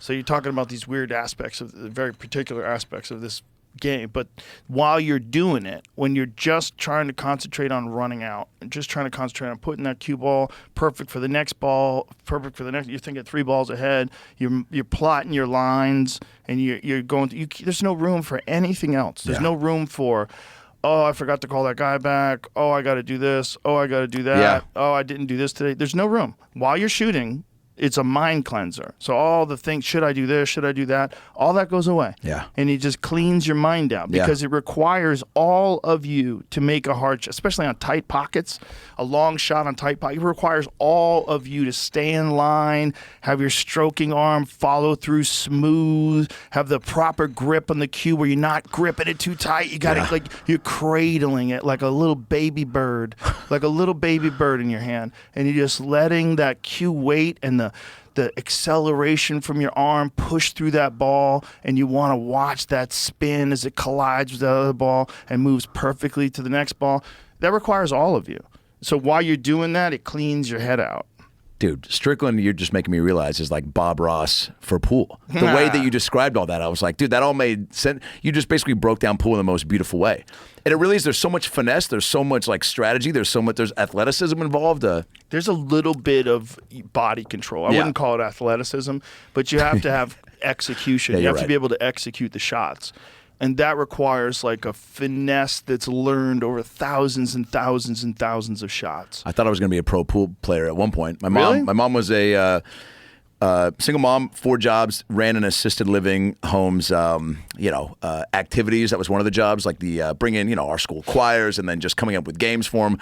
And so I'd go there for a lot of times after school, and there was a guy that was like, I don't know, the fucking janitor. Who knows if this guy even like worked there? But all of a sudden, I'd always be upstairs with him playing pool, and my sister, and he just like was so good and would like show us trick shots, and I got so into it. It was one of those things you got so into for like 3-4 years. And then, I don't know, girls. Yeah, but if you got someone who's good that showed you how to do it right, that's huge. I always think back, not always, but think back to like, oh man, what if I like had really made that a thing? Because I mean, who knows where I was, but all I know is I was playing like anything as a kid, right? I was playing all the time to where I was like, oh man, what if that was like. That would have been crazy. Yeah. If I knew you from the pool world instead of the comedy world, that would be crazy. I know, right? Yeah. But then you probably would have had this thing in your head, like, I think I could do comedy. Oh, yeah. I think I could do it. Yeah. You know, that thing that you had in your head before you ever started doing it, like that little voice. It's like, maybe you should do comedy. Oh, that was me on the bus impersonating, doing Ace Ventura scenes. Because I was a fat kid, and then I was getting teased all the time. Glow up. Look at you, you handsome bastard. Fat kid to take a care glow of myself. Up. Look at I'm trying. Right? I'm trying to take care of myself. You're like the guy in It Too. Remember the fat kid in It Too comes back buff and handsome in It Too? Well, you don't remember? I watched it the other day. In It 1, the chubby kid who gets cut up by the bully. Yeah. Remember that? Yeah. And then in It 2, now he's a stud. He's got like a 6-pack, beautiful man. Like something happened. Well, yeah, we're still working on that, but yeah. You got to glow up. I appreciate it. Yeah, I was getting teased all the time, so it was fat kid. And then I started making friends laugh. And they were like, oh, you're the funny kid. So now I was like, oh, this is making them laugh, which feels good. And then it's also changing the way they're looking at me, which I felt like a crazy superpower. I mean, it was 6th grade. And I was just, I just was like, oh, I got to chase this then. So then it was, but I was doing it naturally. I wasn't going out of my way to do it. It just came like I'd watch Ace Ventura, and then I was like, oh, I want to, do that to a couple friends on the bus. And now I'm like telling stories. And then I would prank call Seattle sports radio stations and record it on like my first Sony and play it for friends on the bus. And they'd be like, just seeing them laugh was fun. Or prank call. One of the first things I did was there was a girl in our class that everybody had a crush on. And me too. But she was like, you have bigger tits than me. Why would I like you?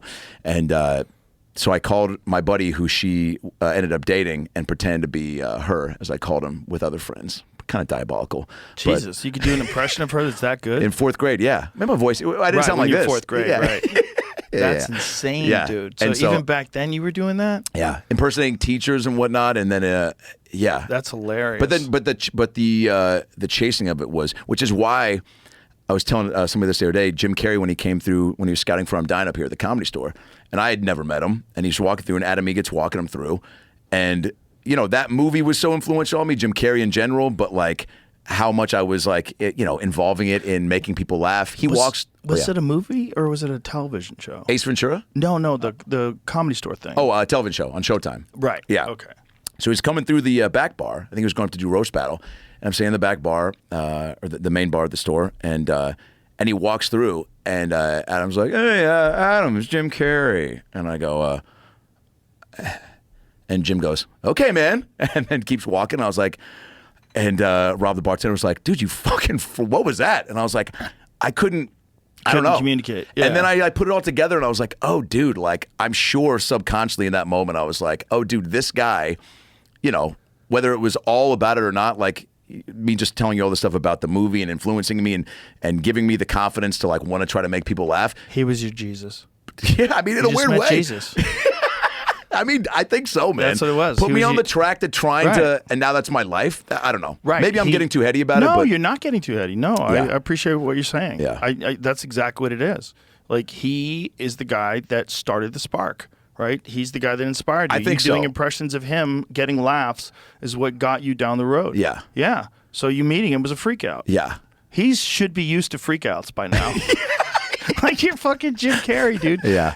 But I bet he gets bugged out by people that don't act normal around him. Sure. You know what I mean? He's probably so tired of it. Yeah, maybe appreciate that. And then Adam later was like, dude, you fucking froze in front of Jim Carrey, man. That's a great Adam Dude, he was impression. right there. I don't know. He's probably coming back. You saw Santino, so I don't know.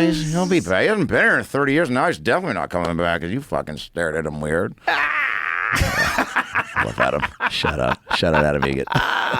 That's a perfect Adam Egan. Yeah. But, you know, those guys, I think that being that famous for that long is like radiation poisoning. I think so. You know, I think you have to have a very unique constitution to live near Chernobyl. Oh, yeah. And I think that a guy that's that famous for that long probably goes a little insane. Wild, yeah. And he also, like, became insane, I think, when he was doing Andy Kaufman. He behaved like Andy Kaufman for like a year. I know. I need to be taking a pay. Like, what if that happens to me with this Phil thing? No. Yeah, I know. I can separate. You separate. You're talking to me before you went on stage. Yeah. You were Phil. You were just you. You were just yourself. Can you imagine? Fuck. If I was just like, Joe, you excited for tonight's show? And I you're would just like, understand. I'd go, "Oh, really?" yes. Yeah, Phil, what's Yeah. up? Tell Jay I said hi. Shit. I should have done it. Dude, you that coat you were wearing that night, you were, I mean, it was incredible, dude. And you looked like with your shades and that jacket. I just wanted to be ridiculous because we're at Madison Square Garden. I love it, dude. Yeah. And You were adding to the show. Yeah, it would just, to me, it felt like this is so big I should dress preposterous. I feel preposterous. Can I ask where you get a jacket like that? Nordstrom's. Let's go. Shout out to Nordstrom's. Let's go. I got it's not, no animals died in the making of that jacket. Couple Muppets, maybe. A few seals probably choked to death on the oil that spilled out. Yeah. Yeah, I mean, is that even eco-friendly when people have like fake fur? I guess they think that it causes less death, but I wonder if overall it does. I wonder if, like, what is the amount of life lost through the petrochemical production of nylon versus beaver trapping? You know, like what? How many lives get lost because of the actual production of fake leathers and plastics and chemicals? How many things go into the ocean? How many things die because they get poisoned by the runoff? Yeah. Where are these things made? Let's ask Siri. Right. Where is this stuff made? Is this stuff made in some third world country that doesn't have any environmental regulations and they're just dumping this waste into the river, which we know has happened? Is it like, but you feel better because you're wearing a fake fur? Like, I'm not sure. I know. I'm not sure. Fuck. I think we might be better off just using real fur. Maybe. I bet we are. Yeah, but it's just cruel. The idea of killing an animal just for its skin is just cruel. Pretty wild. Yeah, it's wild. But I mean, we kill them for food. It's weird, but like, there's places that are fur-free zones now. Okay, right? Like states? Like places you can't sell furs. I bet you could still wear them. It is America. Yeah. But here's the thing: you can't sell fur. I think you can't sell fur in parts of Los Angeles. See if that's true. Sounds about right. I think they put a ban on selling fur, but you can still sell leather. Do you know how fucking insane you are when you have animal skin on almost everything? You have animal skin on the inside of your car. You have animal skin on your shoes. You have animal skin on your belt. You have animal skin on your wallet. You have animal skin everywhere. If it's better, it's leather upholstered. Yeah. Look at this beautiful leather upholstery. Yeah. It's better if it has leather. So you have animal skin everywhere as long as there's no fuzz on it. Fur sales are illegal in California. 2019, state of California became the first state to ban fur. State's Governor Gavin Newsom signed into law AB 44, which bans the sales and manufacturing of new clothing and accessories made from fur. I get it. I get people wanting to be kind and not kill an animal for its fur. I totally understand where you're coming from. But it is a little weird that we're okay with leather. Yeah. It's a little weird. Yeah. And don't ban leather, you motherfuckers. That's not my point. My point is shut the fuck up and let people do whatever they want to do. Like I don't think you should ban furs. I don't want one. I'd rather have a fake one, you know? What do you think about the Just tax? because I feel bad. Yeah. But but I get it. If I was living in a place where they couldn't, like, where did it all come from, right? It came from, that was the only way to stay alive. People wore big-ass fur coats because it protects you. They don't wear fur coats. The Inuits don't wear fur coats because it looks cool. They want to stay alive. Yeah, it's warmth. Yeah, that's all it is. It's the best way to stay alive, especially when you're getting it from these animals that you're killing. Yeah. Like, that's literally how you get your clothes and your food. It's from these animals. That's the origin of it all. Now it's like a weird thing because you're wearing it to show everyone you're a baller. You come in a full-length mink coat. What's up, playa? Yeah. Woo! Like my ostrich hat. Yeah, you have feathers on your cap from some exotic bird that had lost its fucking life so you could look like a pimp. And you just to go to the stroll Clippers in, game in style. Wearing gold all over your It's an hands alligator and pussy fingers, ring. diamonds carved out of the ground by child labor. You know, and you just glittering and shining. You have to walk in like that, by the way. Ooh, yeah, if you got a fur coat on, you got to walk in like this. Even though the coat's doing the talking for you, but my friend Bill had one. I put one on once. I was like, oh my God, this thing's amazing. We were in Aspen, and he had a mink coat. I go, what is that? What is that coat? Let me try that on. I put it on. I was like, oh my God. Wow. This is amazing. Yeah. It insulates you so perfectly. You're just like... Pimps made mink coats popular. Is that? I don't know who made mink coats popular, but they're popular with rich ladies. Rich ladies, yeah. It's rich ladies, and then it's like I think pimps caught on because it wasn't a lot of Joe Namath. Didn't Joe Namath like famously wear like a mink coat? Yes. Yeah, baller shit. It's Yeah, baller shit. It does. It looks But back then, people didn't think twice because everybody was just trying to stay alive. They were just trying to not starve to death. Right. You know, they didn't give a fuck about those animals. And once things got soft and sweet, and people started doing way better, you know, in society, you know, it's like you don't have to worry about starving to death. Everybody's like, hey, why are we killing these little animals for their fur? Let them live. They have a Yeah. family. What do you think about the taxidermy stuff? Like the full-on people that have like rooms with just I don't creature on creature. do that with animals I hunt because I like what's called a European mount. And a European mount is the skull with the antlers on it. Just the actual skull. Yeah. I know what it looked like. I don't want a fake representation of it on my wall. Yeah. It's basically a doll. First of all, the people that do it are amazing. And the art of it is pretty incredible because it is an art form. What you're doing is you're using this mold, right? So you have a mold that's roughly the size of the torso of the animal that you killed. They have a photograph of the animal that you killed. And then they take the skin from the animal that you killed and mold it around this foam and do it so perfectly that it looks just like the animal. They put fake eyes and they do it all up and it's got the antlers from the actual animal on it. And they've made a fake version of this animal that you killed. I get it. Yeah. I get it, but it's not for me. Right. Also, I don't know. I feel like I would get pretty baked in my own house and have some late night freakouts at some of these things that look super. Well, a buddy of mine has a full house of them. He's his name's Doug. He lives in Jersey, and but he's into it for the artistic. Like he says it's beautiful. It's got this big. Jimmy, you don't have that thing I was going to show Joe, do you? The little trailer. So Joe, I made this doc. Called Doug, about my friend who was a lifeguard when he was 21 in the 70s, jumped into a pool in Jersey to save a kid who was faking drowning, and he ended up being paralyzed from the neck down. And his brother Brian, who was an accountant, quit doing that to save his brother mentally, physically, who was in the hospital, wanted to die, was like, leave me even in the pool. I don't want to live like this. He was a college football star, going to be a lawyer. Brian not only gets him physically fit and mentally stable, to a place to where he wants to live, gets him so strong that he enters the Paralympics, ends up becoming the world champ, setting all the world records, gets on the cover of a Wheaties box, travels the world with Michael Jordan, Joe Montana, Bo Jackson, speaking to people all over the world, becomes a criminal lawyer, helps get the Disability Act going. And so I meet Brian, who's now a physical therapist to the stars in New York. And he goes, he's telling me about his brother. He's like, dude, you gotta meet my brother, Doug. This guy's he's incredible. Come to New Jersey, meet my brother. You can hear him. It's good as your Strickland impression. And so I go to Jersey and I see his place. He shows me all these pictures and videos of him with the Pope and Christopher Reeve and Regis and Kathy Lee. And I'm like, holy shit. Is this doc out already? Yeah, it's on YouTube. And it's a 1-minute trailer. Let's see the trailer. Yeah. Let's see the trailer. Thanks, brother. So I directed it. It's the first thing The Doug Air story.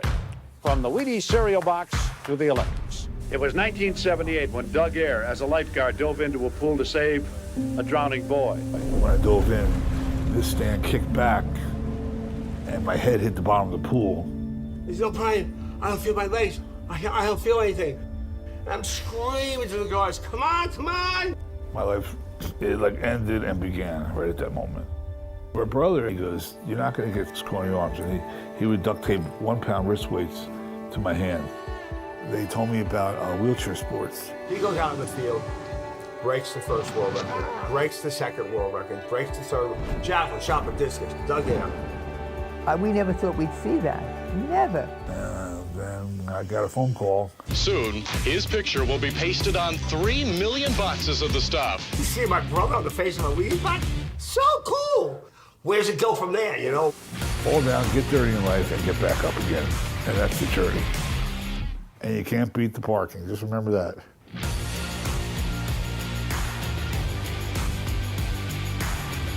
Dude, that's badass. Crazy story.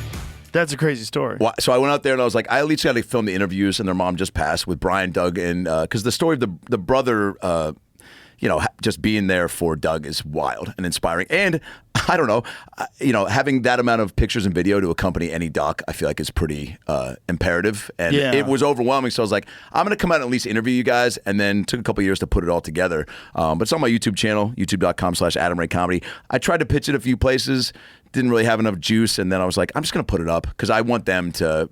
It should be out there. A movie on that story. I mean, it's wild, Joe. I mean, I'll text you a link. It's only 50 minutes. So that you've never did a documentary or anything like this before? First one directed, yeah. That's crazy. So you just got inspired because of this guy's story to put this together? 1,000%. I was like, I can't believe that your story is not more. I'm like, how the fuck have I not heard about this? And, I've talked to a few people since who have been like, oh, I remember seeing something on the news about this. Yeah, fucking a quick news, a 10-second whatever. But and Brian's such a character, the brother. That's who I was doing the voice of. That's a great impression. And his voice that is right. It might be better than my Earl Strickland. No, easy. But Brian now that's his life now. So that's also crazy. He dedicated his life to helping his brother, and now he is to the stars in New York and whoever else. I mean, he'll be on I flew him to Vegas once when I had a major back thing and 3 days of aggressive stretching and fucking fixed me. And on the plane, he's like, there's a woman next to me. Her shoulder was fucking fucked up. Like, fix your shoulder. She wasn't able to do that for fucking 40 years. Now she can. And he kept telling me about Doug, and I was like, what did he do to her shoulder that let her? I don't know. Just fucking licked it or something. I don't know. He did a little. I don't know. Release some kind of he's guy? There's a name for the type of physical therapist he is, but he says that it's in case people don't understand. But he's a wizard, man, and he. So I was like, I need to do this. Does he do Rolfing? Is it that kind of stuff? What's that? That's that really painful kind of soft tissue manipulation. You ever had it done? No. It's brutal, man. Oh, really? Ugh. I mean, it does. That's why I say aggressive stretching. It's really, but he just a lot of unlocking things. But there's days when I've seen him. I stuck around New York an extra day to get work done, and I get just from flying and carrying a lot of shit here. My quads get real tight all the time, and so I'm just not stretching enough, which I know I got to, but. He's like, I could use 2 more days with you to really get you, loosen you up. Yeah. Yeah. I've been doing a lot of stretching lately because I'd done a lot of especially getting ready for the special. I was working out a lot also to try to calm my mind. Yeah. And I might have overdid it a little bit. And then how so? I just was sore, man. My back was sore. You could feel it on stage as you were moving around? And I decided on Saturday, no, not on stage, just mostly when I wake up in the morning, I was like, I'm going a little too hard here. Right. But what it really was I wasn't stretching enough. And everything was just tight because I was doing a lot of kettlebell shit, and it was just tight. And I spent 2.5 hours on Saturday just stretching in my hotel room, just stretching. That's all I did. I just watched some YouTube videos and stretched. and I felt 100% better. Yeah, of course when I you got did. and I was like, oh, you fucking idiot! You should be doing this all the time. I know. You know, I need to do like long stretch sessions like that all the time. That's patience, man. 2.5 hours. Yeah, you just watch YouTube. Just Yeah, put your I know. phone down and watch some. You have no fucking excuse to not. I documentary. know.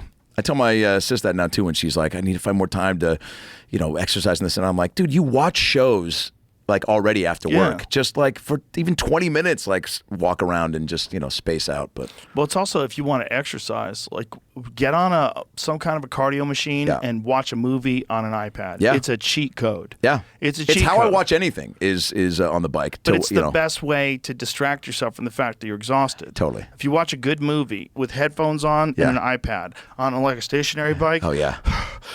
Yeah. You can enjoy the movie. Yeah. You actually can enjoy the movie Yeah. and actually put in some serious cardio. Yeah. And you'll be distracted. So you won't be thinking about the fact you're exhausted on the bike. You'll be thinking about, oh my God, don't go in the basement. Yeah. Don't go in the basement. I can't fucking believe this. This movie is insane. This fucking movie's insane. Yeah, yeah. You know? What's- Especially a good thriller, you know? Oh yeah, that keeps you engaged. Yeah. What's your what's your go-to workout movie? Or can you not watch? Are you a rewatcher? Yes. John Wick. John Wick's the Whoa. greatest ever workout movie. Whoa. Ever. Yeah. Yeah. I have a confession. Haven't seen it. Oh my God. It's like Let's a watch girl it. saying she hasn't seen Put Barbie. it up, Jamie. No. It's like a girl saying she hasn't seen Barbie, really. Right. Oh wow. Yeah. Fuck, it's the I'm most sorry. insanely We can edit violent this out. movie of all time. It's so Keanu, insane. right? Yeah, it's so Keanu. It's so ridiculous. And they've made 15. They need 4 of them. Yeah. I think. 4? Right. Yeah. 4. I remember hearing this last one. It was the talk of the town. People were like, It's a fun movie. Yeah. But it's a really good movie to work out to because it's just so crazy. Cool. Because like so many people are getting killed. You're just like, Oh, like, yeah, while you're yeah, lifting yeah. weights. You get in those extra reps just Yeah. watching people engage You get in like fired up Mortal from it. Kombat. Yeah. wow, yeah. It's a crazy movie. Mortal It's Kombat. fun. Remember when that became a game? Remember? Yeah. When that was, dude, I understood why my mom was like, you can't play video games. Because I remember sitting downstairs. Mm-hmm. I had my bar mitzvah. She goes, I'm not buying you a video game system, but you can use some of your Jew money to buy. She didn't say that. She goes, you can buy some of your, she can buy, what if she did? She goes, you can use some of your money from gifts to buy. And so I bought a Super Nintendo and then I got, I think, a Sega and then or my buddy had a Sega and we played Mortal Kombat. And I remember just being like, what is happening right now? We went from Street Fighter, which is, throwing, Harukites and whatnot, and then just ripping a guy's cock off. Yeah. Yeah, you could kill people. Finish him. Yeah. You pull their fucking skull out with their spine attached to it. Pretty It's cool. And then just pretty go have it fucking cool. crustable right after. And it's very addictive. Yeah. All those games are very addictive. Were you ever a gamer? Yeah. Yeah. Yeah. What was your... Quake. But it's just because they're fun. Yeah. It's like they're not addictive because they suck. They're awesome. Yeah, dude. They're just too awesome. Yeah. Like playing Quake is too awesome. It's crazy fast paced. You're shooting rockets at people. They're electrocuting you to death. Yeah. It's nuts. Yeah. And it's such an adrenaline rush that you just don't want to stop. You just want to go to the next game. Oh, yeah. Go to the next game. Keep playing. Next thing you know, you're exhausted. You're dehydrated. You haven't had any food in 8 hours. Oh, yeah. What's wrong with you? And then you have to go to bed. You're like, you're lying in bed like, what the fuck is Why wrong am with I me? still awake? Yeah. This is crazy. I've only played Halo a handful of times. My younger brother's pretty obsessed, but he's really good. And I played it online, and I was real high.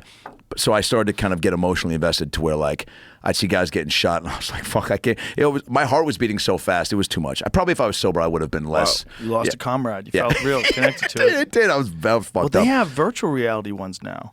My friend Matt Serra, he plays these virtual reality With the goggles? What's the one that Matt plays? What is that? The game he plays? That he's Population 1. Population 1. So it's a VR shooter. Oh, yeah. So he's running around with VR goggles on. So he really feels like he's in the game. And he's like, get down.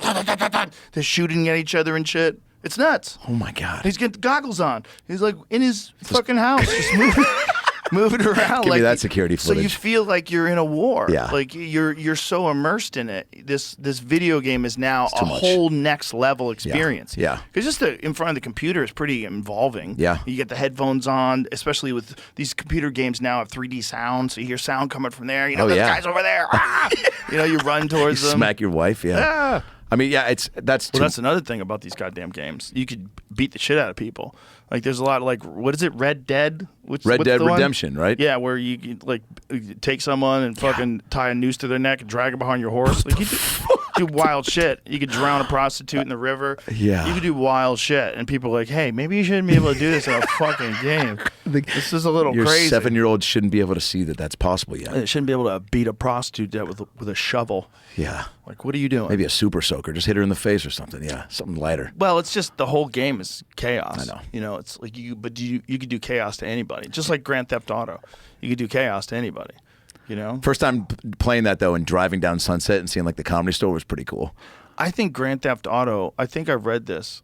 They were comparing the amount of money that Grand Theft Auto has generated versus like almost any other like movie game, like in comparison to how it does to like big Hollywood blockbusters. Sure.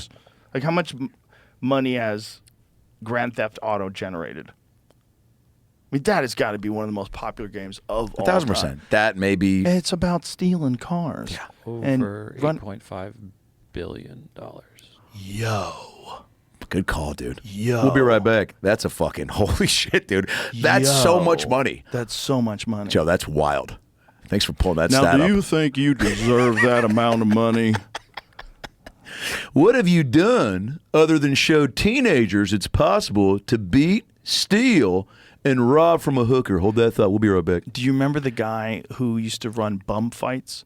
Yes. And he came on Dr. Phil as Dr. Phil. Yes. He shaved his head, the top of his head. Joe, that's what we could do. You want to come on the Dr. Phil live show and be that guy? All we got to do is throw a stash on you.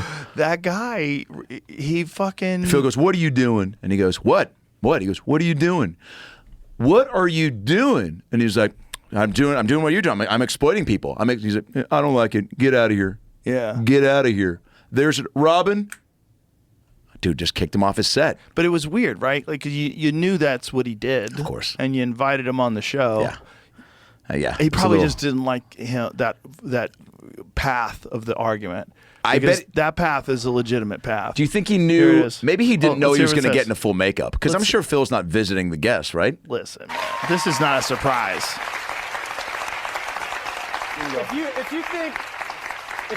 If you think I exploit people, every time you bring a guest on this show, you exploit them and spread whatever problems they have to the whole world. You think that's helping them? Yeah, keep telling yourself that. You can go. You know what? Who do you think you are, huh? Bye. Come on. Huh? Come on. No, I'm not finished talking to you. Yeah, you are. No, I'm not. Yeah, you are. Yeah, you're No, I'm done. not. Yeah, you are. Don't even grab a complimentary Dr. Phil hat. Just go. I hate me right now. I mean, this guy, yeah. The thing about that guy, though, is that guy, that bum fights thing was crazy. It was wild. That guy paid people to pull their teeth out. Yeah. There's some awful shit. Yeah, you want to talk about using YouTube for the wrong reason. Well, it wasn't YouTube. It wasn't? No, these were cassettes. This was like VHSs. Maybe my first taste of bum fights were. What was Bum Fights originally released on? I don't believe it was YouTube. I think it was pre-YouTube. Yeah, no, it was sold for $22 a piece. So so people were either DVDs, I guess. Yeah. Was bum fights Yeah. for people that couldn't get Girls Gone Wild? What? Like, because those were both probably popping off. Basically, what Bum Fights was a lot of shit that you see already on the internet. You see, how many bum fights have you actually seen on the internet? I've seen so many guys that are like on heroin, fist fight in the streets of Los Angeles. Like this is a shitload of videos of bums duking it out. Their pants fall down, guy gets kicked in the head, knocked unconscious. There's a lot of that you can find. Yeah. I get sent it all the time by Tom Segura. Really? Yeah, he sends Just me cell phone footage? No, the Instagram actual- reels. oh, gotcha. Oh, yeah. Like terrible things that you can see people just doing to each other all over the. So the thing is, like, this guy made a living off of it though, and he was like selling these DVDs, and I think we didn't want to admit that people want to see that. Just like we don't want to admit people want to drown hookers in Red Dead Redemption, but they do. They do, man. They do want to see that. Yeah. They do. If you let people slap each other in the face on television, people will tune in. Oh, yeah. If you let people dress up like fucking medieval knights and sword fight, people will watch. Yeah. That is 100% a fact. Yeah. And back then, we didn't want to believe that. And there was no internet, so we didn't really understand our nature until the internet came along. Dude, think about Two Girls, One Cup. Think about porn. Okay, think about the amount of porn that gets digested by the average American male versus that of 1950. Oh God, there's a huge difference. Yeah. Guys were jerking off to underwear ads. Okay, guys were starving Weird. for things to Now jerk that's off weird. to. Yeah, they were jerking off to memory. They had no idea. We had a lot of solid imaginations probably That's in all the you 50s, needed 60s, and back then. 70s. It's a good idea in your head. That's all. That's all you had. That's all you had. And then now everyone has a phone, and anyone's phone can connect to a plethora of porn sites. I had a guy on my flight about 3 months ago. No joke. Porn on the phone, no headphones. Jesus. Yep. Heard. Oh, fuck my butt. Fuck my butt. Oh my god. And then was just kind of like, and then saw this, people kind of like turning. People. No one wanted to citizens arrest this guy, so everyone Right. was kind of like. He probably was doing it to make people uncomfortable. For sure. Yeah. Because what is the law? And it was wild. I mean, I was 2 rows Are you behind. allowed to do that? Like, what's the law? Like, I where think are you it's allowed? probably illegal, but Right. That's what I'm saying. Like, Yeah. Like, you shouldn't be looking at his. But if you can hear it. yeah. Like, what is the law, right? Because Yeah. what if you're playing a podcast that's offensive? What if you're playing a podcast on your phone that makes me upset, but you're playing it? I have to listen to it. I'm getting upset. Right. What is the law on that? Right. I feel like you're allowed to do that, right? So, if you're allowed to say like "fuck that guy" and "fuck this," but you Right. can't say "fuck my butt," it gets a little weird. Right. It gets a little weird because Yeah. like it's his phone. Why are you even looking at what's on his phone? Totally. You shouldn't be a fucking. You're 2 rows back. Put your Yeah. headphones on. How about stop paying attention to his phone? Right. But also, why does he have porn on his phone and it's loud? Right. Like, I don't think. Is it almost like urinating in a public decency thing? Like you can't. It's just like that according to the law that I'm looking up. You can't pee so in there's a public law. or watch someone talk about Right. peeing. Right, but can you listen? That's what I'm saying. Like, what is the law in like? Yeah, because are you a listening to peeping it? Tom? If you're listening, yeah. Defendant convicted of watching porn in parking lot fails in constitutional challenge to public obscenity law. Watching pornography in public serves no legitimate purposes unless you want to fucking jizz like a racehorse. You're trying to get first class to turn things up a notch. Doing so with one's window down and at a restaurant's busy parking lot in full view of families recklessly expose pornography to young children. Oh, well, this is a little different. This is like a business, and he got in there with his window rolled down and he's beaten off. He might be a little bit of a freak. But it depends on, like, was he in the corner of the parking lot away from everybody? Yeah. Like, was he by himself? He's like, I just got to rub this out. I got to make a decision. Right now, I'm real confused. You know, it could have been like a Give benefit of the mental doubt. health Totally. thing. You Yeah. know? Like, look, I'm losing my mind here. This thing says that public libraries can't block porn, and it's not illegal to watch. Which Yo. I'm Wow. not saying that, No but way. That's just what this says. That's crazy. I'll Look at libraries staying cool and hip. Not me. If that's true, how many people are jerking off in San Francisco in a library right now? Oh, I don't know, Hundreds? 1,000% of the people attending the library. Hundreds. Hundreds, yeah. I would certainly recommend against doing this. One lawyer says, But he said Missouri. Scroll back up. yeah. It said under Missouri statutes, depending on the exact circumstances, the prosecutor could file at least 2 different charges. But this is Missouri. Every state's different with that too. Right, but wasn't the article about San Francisco? Or any public library? Yeah, this is just public library. Oh, it's any Someone public just library. Oh my answering questions. God. Anywhere? I almost got arrested for taking photos mooning a camera when we were like 21 or something. Like, Yo, you know. that's how crazy San Francisco is. He didn't even What's say that? San Francisco. I assumed. Wow. I just assumed. Look at you. Right? We didn't even bring up. In my head, I'm like, there has to be San Francisco. That's so crazy. That's how crazy San Francisco's gotten. Where a story comes up and it's almost like the Bernstein Bears. What's that called? Yeah, the that Bernstein- thing when you Mandela effect. the Mandela effect. Yeah, The Bernstein Bear effect. yeah. Well, it's the Mandela effect because yeah. people thought that Mandela died in jail, Right. but he didn't. Right. And so there's this thing like people Right. have like a whole narrative in their head. It's like a glitch in the Matrix type Yeah. thing. I think that might apply to this because it's like instantly I was like, oh, it happened in San Francisco. I would have told the story. In my head, I would have gone on. Did you hear what happened in San Francisco? That's crazy that- you can watch pornography in the fucking library. Meanwhile, it's every library. Wow, every library.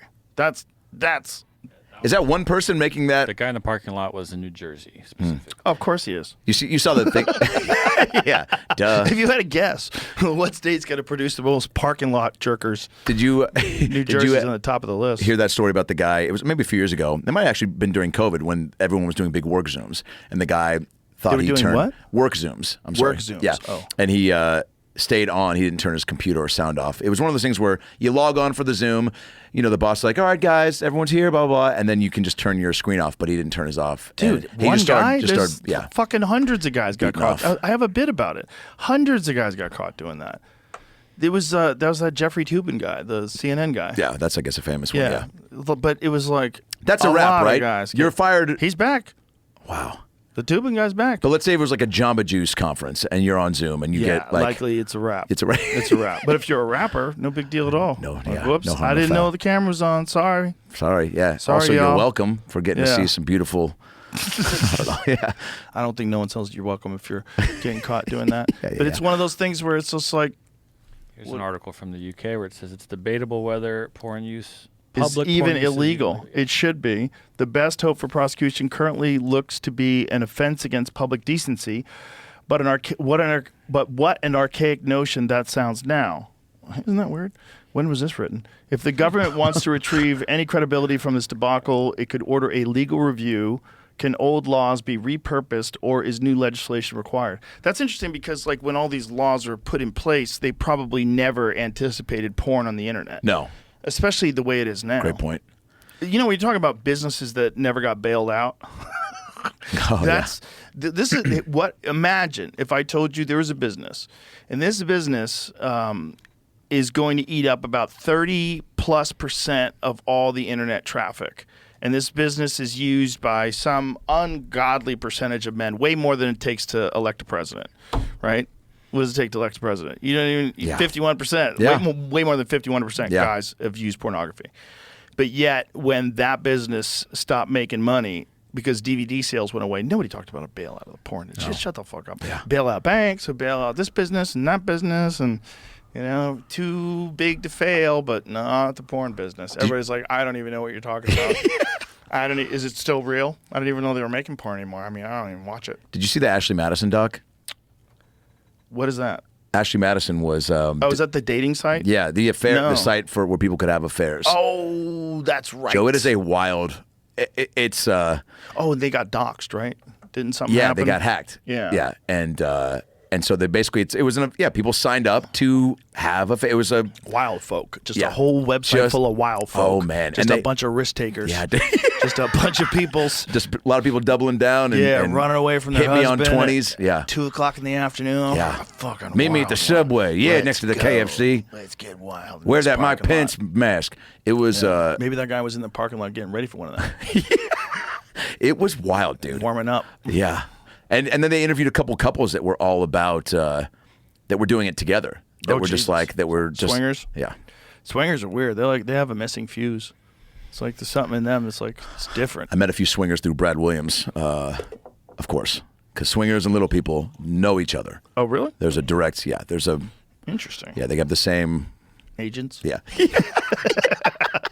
They just I met my first through Brad, porn stars, swingers, and other little people through Brad, and comedians. But these swingers were wild, dude. I'm coming from small town North Seattle, and like I just didn't even know. It's not something is in my zeitgeist. I never met, and so just talking to them so normally was just wild. You know what I'm saying? It was. I did these gigs in I can't remember what state it was. Somewhere in the South. It might have been Nashville.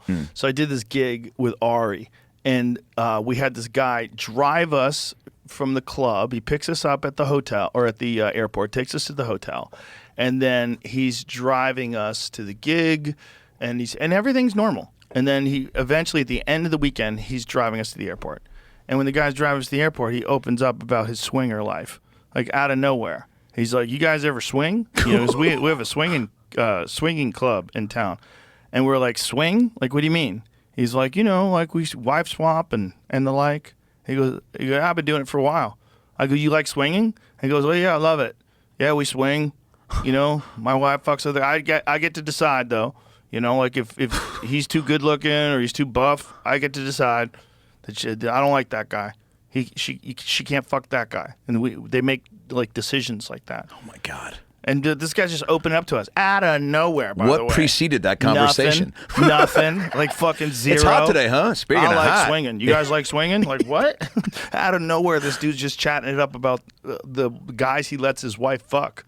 It was crazy. That's wild. But he was one of them dudes that like had a ponytail, but it was also bald. Like the whole thing was a mess. Of course. He was chaos. He was a human just example. If you bring up swinging unprovoked, you have a ponytail. He was a bizarre character, but it was just I've only met a few groups of people that are like really into that, and one of them was I was doing the Improv in Tampa, and this did that once. Fun gig, fun gig, and then Big room. This foursome of people were like, "We're swingers. You should come. We have a swinger convention." I'm like, "Get the fuck out of here!" They look like people that would be swingers. Wow. You know, just a mess, just a mess. Tampa is the swinger capital of the U.S. That's it. No joke. I had a guy come up to me and proposition me in Kansas City to. This is when I was featuring for Harland at the Kansas City Improv, and he goes, man, it's funny. He's like, bang my wife. What you guys doing? You want to fuck my wife? And I was like, whoa, what? Had never been proposed like that. Then she comes over. What are you guys talking about? I go, oh, he's trying to say he wants us to do something, and he whatever. She goes, what the fuck? Had no clue that was even. I was like, oh, he said, and then it was just super weird. She's like, Daryl, what the fuck? Why would you, like, I'm crazy, but what the fuck? I would never do that. And I'm like, oh, this guy must just be going around doing that. Oh, that's his thrill. Yeah. He wants someone to fuck his wife. Or maybe wife. he wanted me to say yeah and then, like. Beat you up? Yeah. Could be a trap. It was fucking wild. Because Could be set in a trap? Yeah. Who knows? But it's just, that's a weird culture. But, whatever. Not hurting anybody. Dude, exactly. Go fuck each other. Yeah, and enjoy They it. have clubs where they go, and they're like, there's like a the Eyes Wide Shut house clubs, filled with right? people Oh, yeah. fucking each other. One of my friends, maybe it was Callan, told me he got... Went to a little bang bang party? It was like in the 90s or something like that. Of course it was. Told me that he went to one of those, and he walked in, and people are fucking all over the place. Those are things where you, like, drop your keys in the bowl, or you put your phone, like, right? That's like a party that they would, like... throw all their keys in the bowl, and then the guy would reach in and pull out one of the women's keys. The woman would reach in and pull out one of the guy's keys, and you figured out who you're going home with. Wow. Yeah. And they just swap wives. Dude. I mean, then that became a show. Yeah. Was that a wife swapping with the show? Yeah. Of course it was. I wonder if it's real, though. Those shows, they fuck around a lot with those shows. They manipulate reality. I remembered and found this recently. It's a commercial from Ohio, where I'm from. Sun Bubble Hot Tubs? A hot tub place. Oh, bro, we had... Oh, rent a private room. Jamie, I love you for pulling this up. We had one in Seattle called Tubs. Look, you have to bring your kids. Right, but yeah. Well, yeah, I mean... Kids are swimming in fucking baked jizz. That's egg drop soup in there. $20 an hour or something wild. Oh, that's crazy. But that's like couples. That's a very different Bro, thing. we had a place like Swingers. this. We had Tubs near a comedy club, near Giggles. Did you ever play Giggles in Seattle? Sure. That was the first where I first did an open No, I never mic. did Giggles in Seattle. I did Giggles in Saugus, Massachusetts. Okay, cool. It was the one comedy club, I guess, in the 90s that was thriving near the University of Washington, and they had a place called Tubs there. But we also have a place called Tubs Subs, a sandwich place. So that's all I know about. I'm a little fat kid thinking about sandwiches.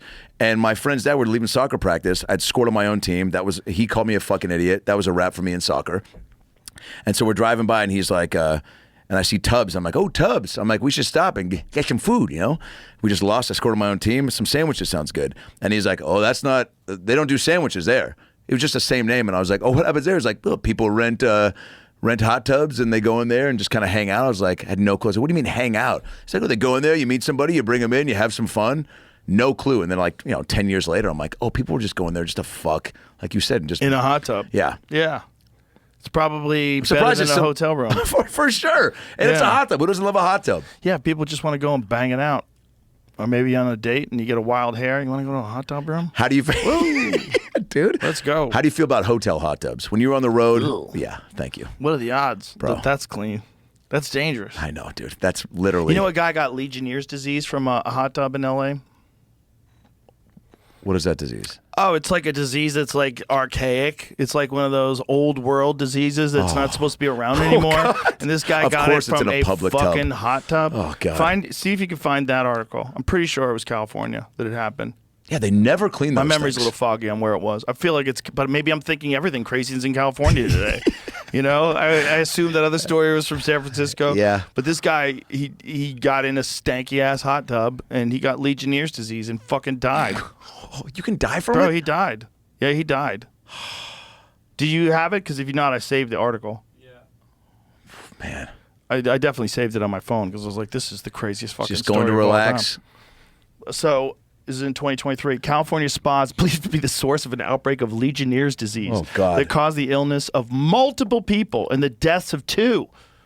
Contra Costa Health announced Monday it has been investigating Zen Day Spa in Contra Costa, California since August.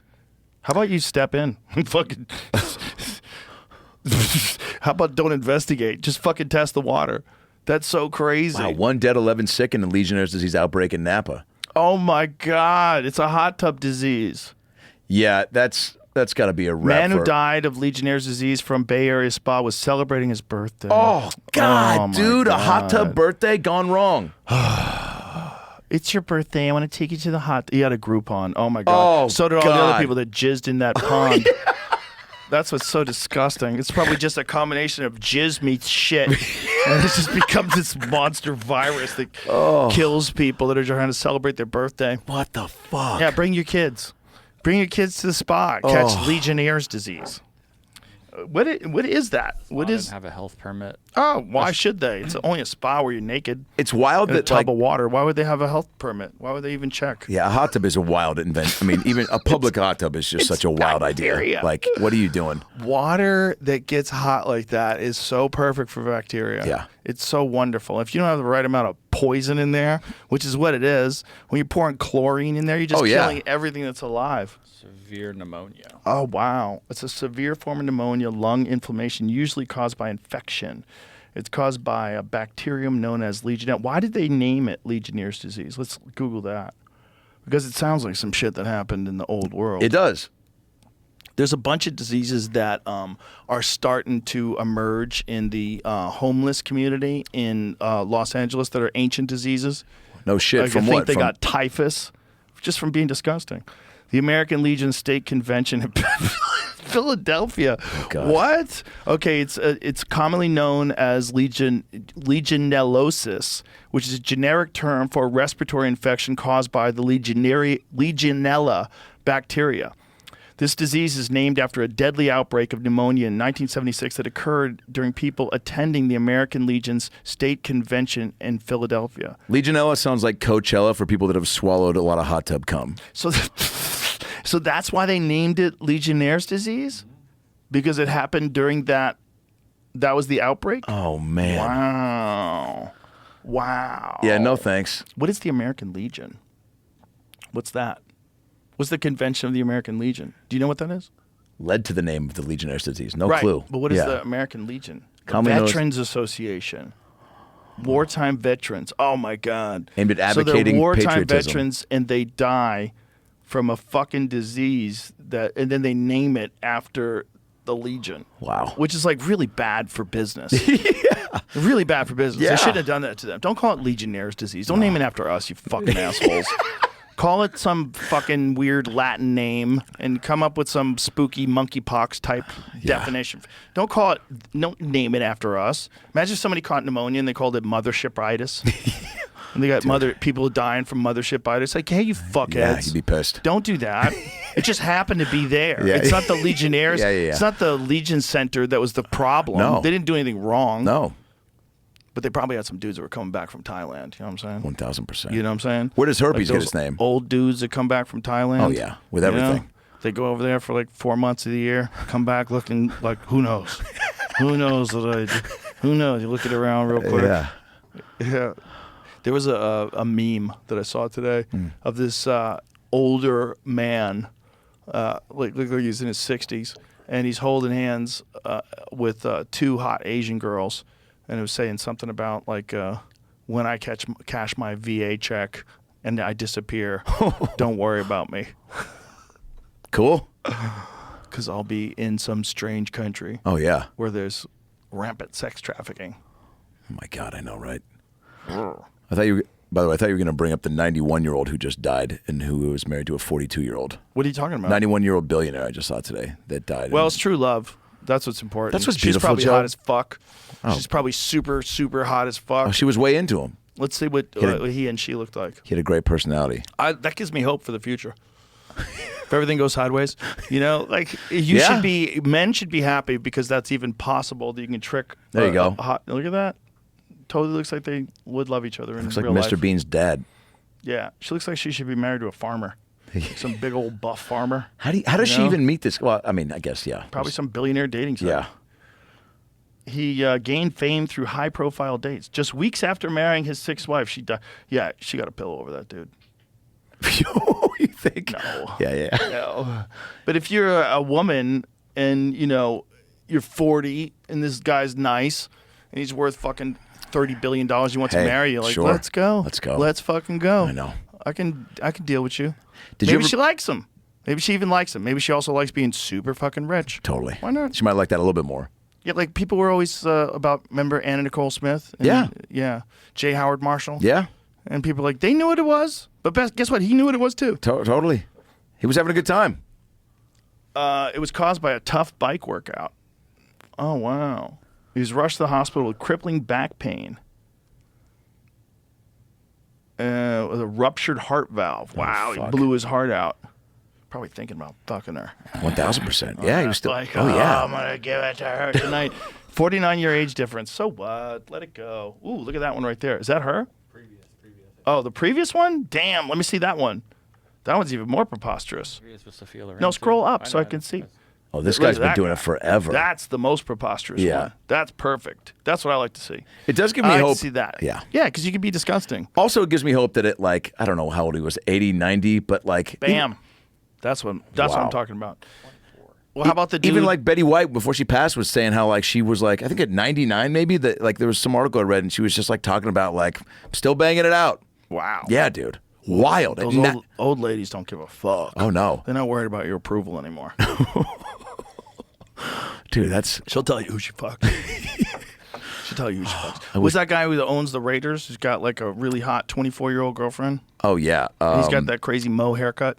Yeah, dude. That guy's. dude. What a. This guy's a character. He looks like a. He truly looks like a Nickelodeon cartoon character. Didn't he? Is he having a baby? Is that what's going on? Well, is it? And Bill Belichick's got a young girl. I mean, Pacino's got. I mean, fuck, dude. Pacino's a dad at 92 or whatever. Sounds normal. Sounds does. totally normal. Seems like it's gonna work out. What the fuck? It's so. Yeah. It's so. I think Pacino wanted to take a paternity test too to make sure it was his. Like, he's like, what? I'm shooting live rounds? Yeah. At fucking 90 years old? That's wild. How is that possible? Yeah, it can't be. But it is. Yep. That's the crazy thing about men. Men can keep having babies when they're geriatrics, but women, like Not nature good. says, that's a wrap. They get to a certain age, they go through menopause, and that's a wrap. But the dudes can just keep impregnating gals. Look There at he that. is. Bam, son. What's up? Dude. He looks like he. Oh, I mean, this guy. Bam. Yeah. Mark Bam. Davis. Yeah. Wow. Mystery woman. Oh, she's a mystery woman. She's a mystery. She's hot. That's not a mystery. Congratulations, sir. Good for him. Yeah, you did it. This is a fun thing You won the about people that. lottery. But when you see it the other way, you get creeped out. Yeah. Like if you saw Betty White with like Thor, you'd be like, "What the fuck? What's going on there? Yeah. That's kind of gross. Yeah. Why are you doing that to that old lady?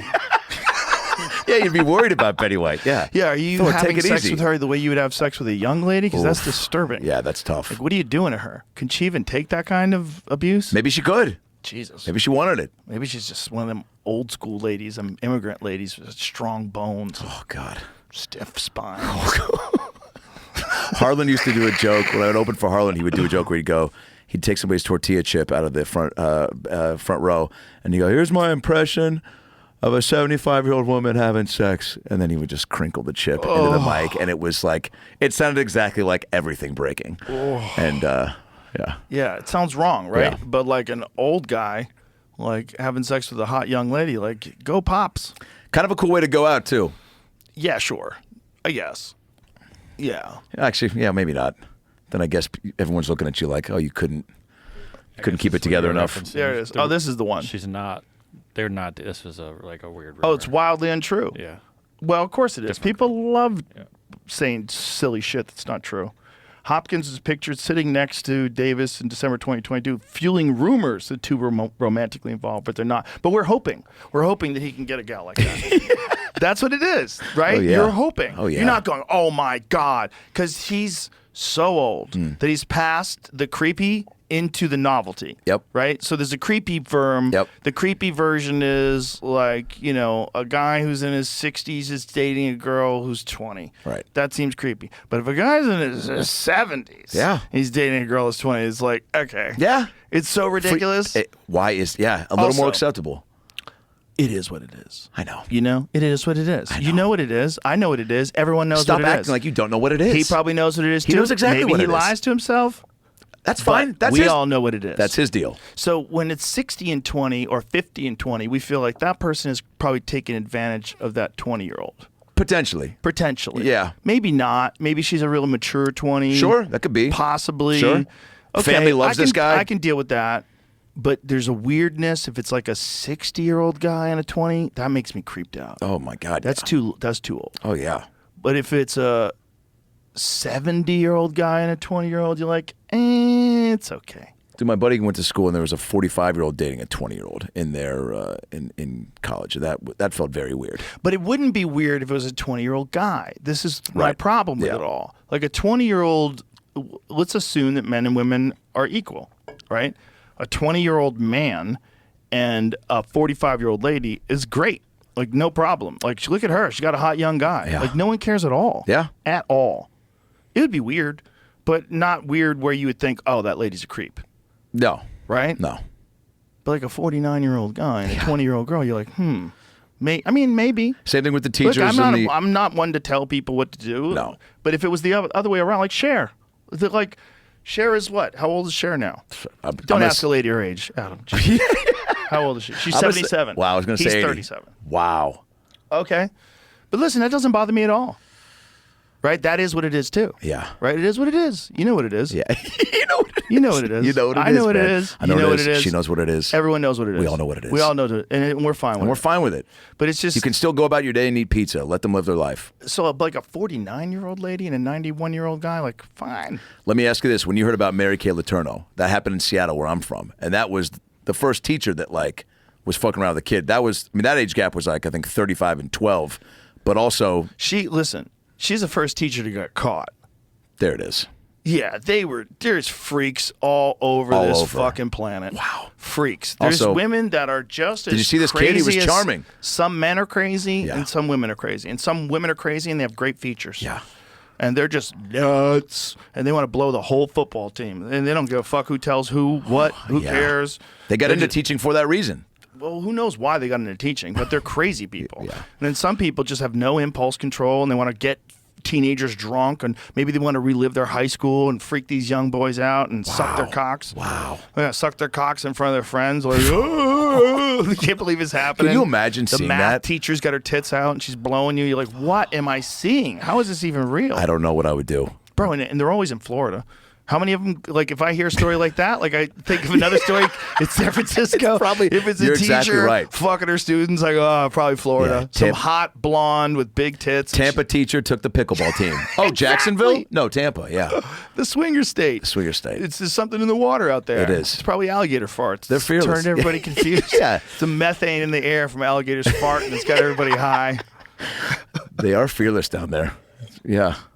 Hurricane warnings, they don't give a fuck. Well, they do give a fuck, but there's not much you can do. Well, if those you people choose to live down there, like, that is the fucking gamble you play. But don't you ever see those stories when, like, they're like 1,000-mile-an-hour winds coming through, and then some guy's just like, I ain't going anywhere. I built this house. Yeah, he's ready to die. Some people are That's just what it ready is. to check her out. That's what it is. And if God's going to take them out by flattening their house Sucking on you top out of your them, house. they're like, I'm not leaving. I don't want to go anywhere. I don't Kinda wanna be respect stuck that. Yeah, maybe their car doesn't have any gas. They don't have any money for gas. You know, if you're going to drive away from a hurricane, you are going to have bumper-to-bumper traffic for a day. You ever been in that? You ever seen it? Oh, yeah. Did you? You ever get stuck in one of those? Oh, yeah. Oh, yeah. Like just a big pile up for hours and... No, like a hurricane. Oh, a pile hurricane. up. Oh, shit, no. It's a unique pileup because the whole state's trying to leave. Like, the highways are not set up where everybody can leave.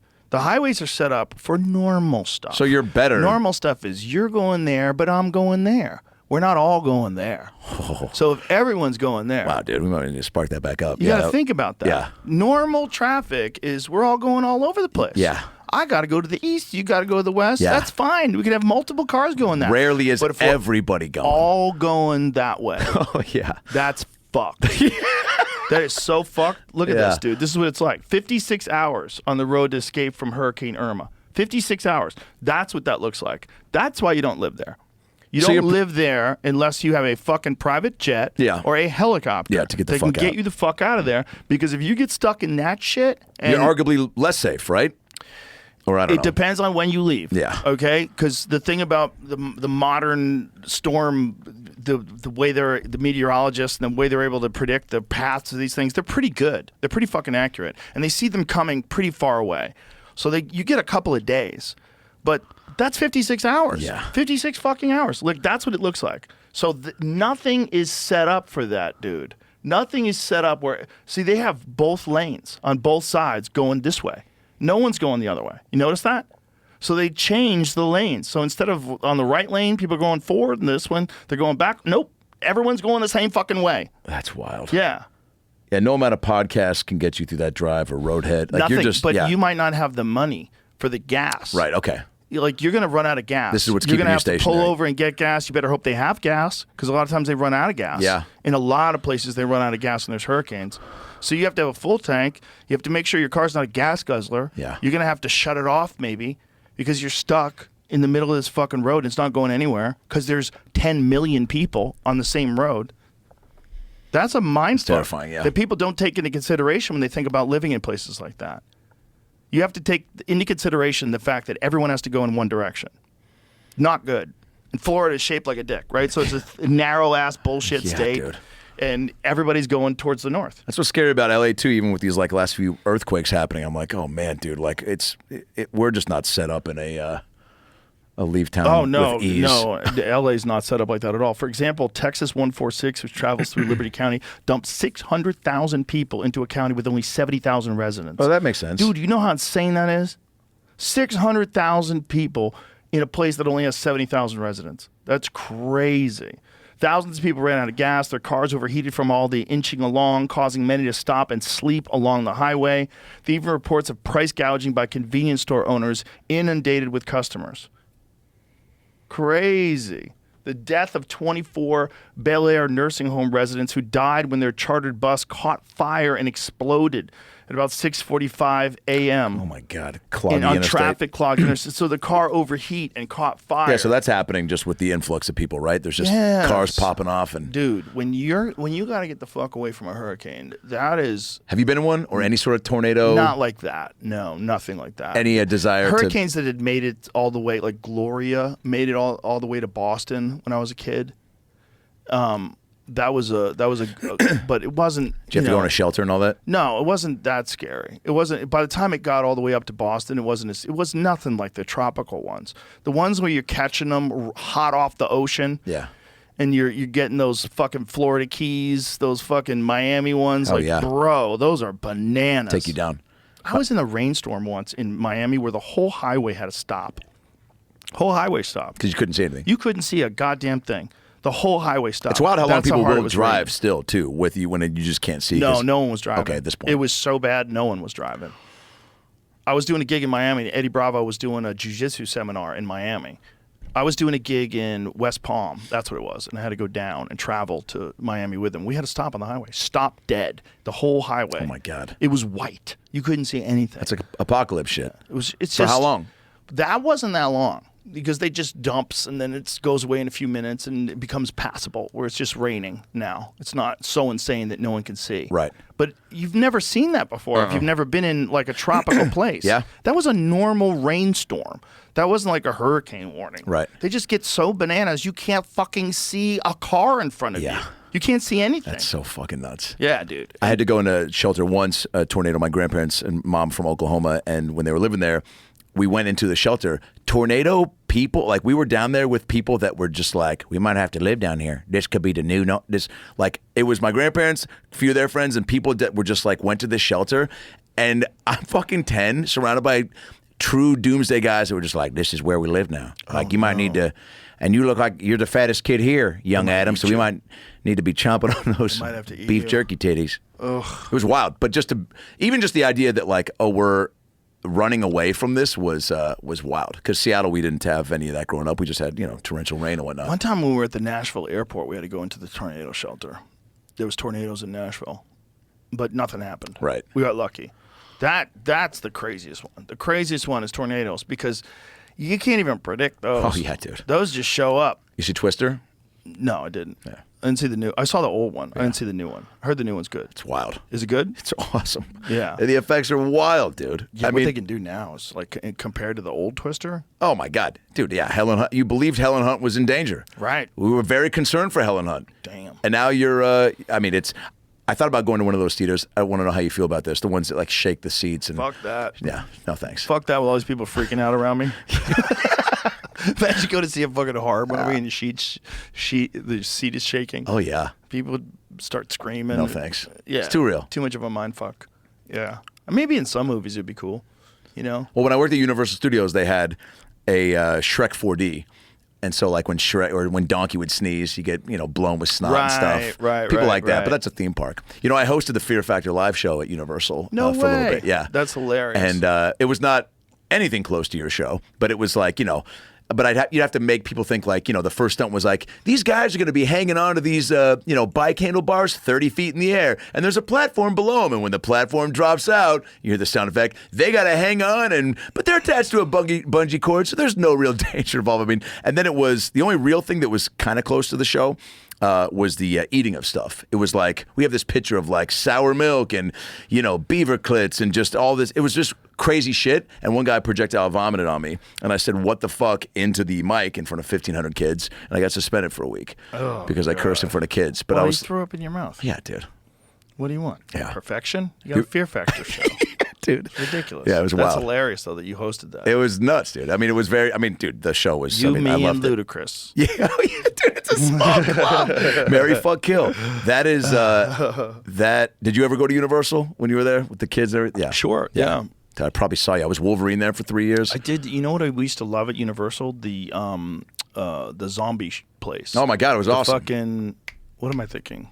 Walking Dead. The Walking Dead. Oh yeah, thing. the maze that they would have. Yeah, that's fun. It's incredible. That's fun. Yeah, that's pretty scary. We had during Halloween Horror Nights before they put a clamp down on it, but I dressed up as Scarface zombie, so I was Pacino zombie. So I'm gonna go hoo-ah! And just chasing people around, scaring them. And oh shit, dude.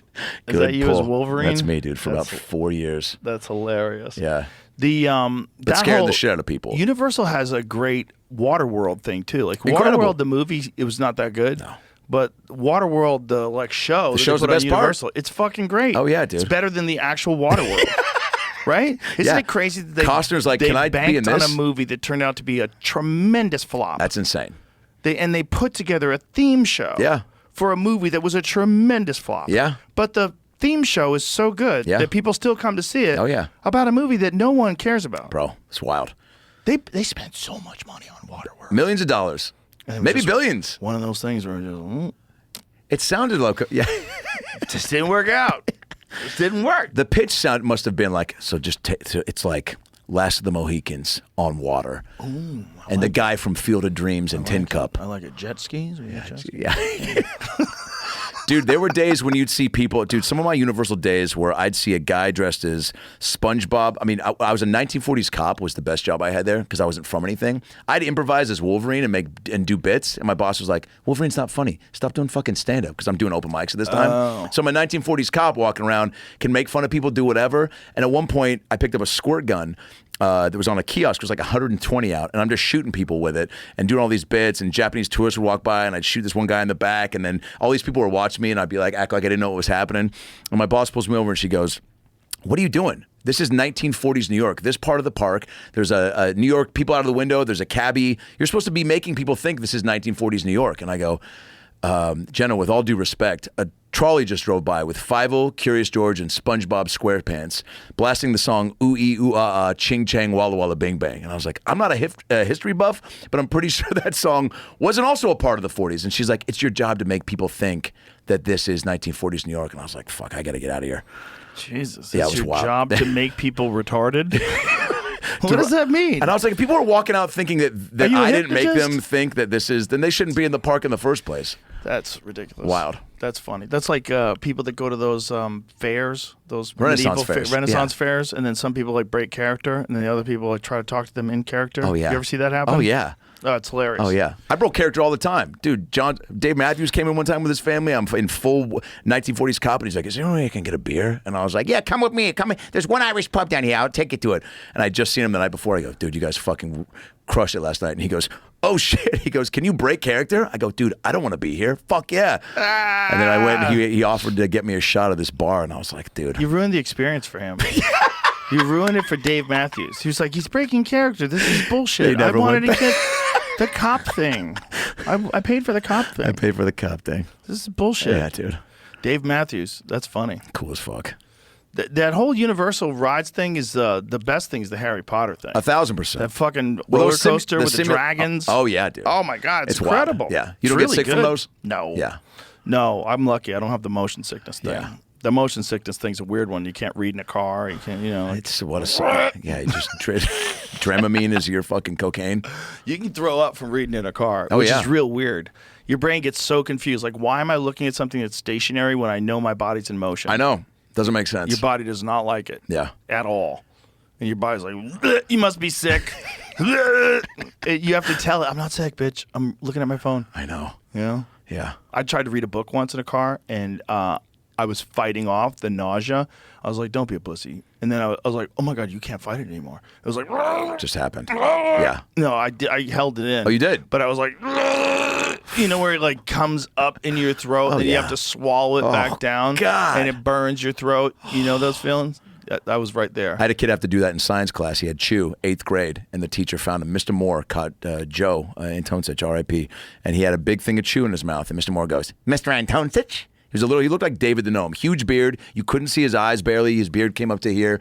Big fro. And he goes, Mr. Antonsich, I see that chew in your mouth. And he was like, I don't know what you're talking about. He goes, swallow. Made him swallow it, dude. Puked right after. That's crazy. Wish that story was better. I would be mad at that teacher. You can't make my kid swallow chew, you fucking idiot. This was in fucking That's 1995, really dude. bad for you.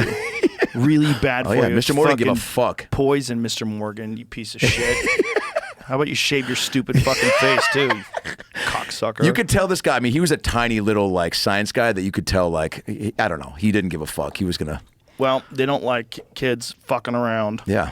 I get it, but kids are going to fuck around. Yeah, and you sorry, got to be a man. little bit more even-keeled. Yeah. Can't make kids swallow tobacco, you fucking idiot. It's pretty wild now that I'm saying it out loud. It's crazy. Well, when I was in school, they used to paddle you. When I lived in Florida. Get the fuck out of here. Yeah. You get in a fight, they paddle you.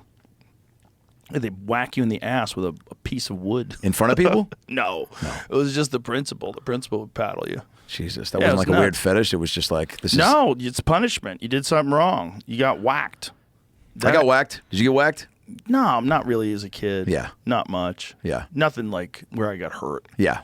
You know, just like a little tap in the Yeah, head. of course. A Nothing little, serious. Little spoon to the back. Nothing, a little slap. My sister threw a Nothing high heel crazy. shoe at my back once during a fight. Oh, my God. Yeah, that fucking hit me right in the back. I went down. It's a piece of wood.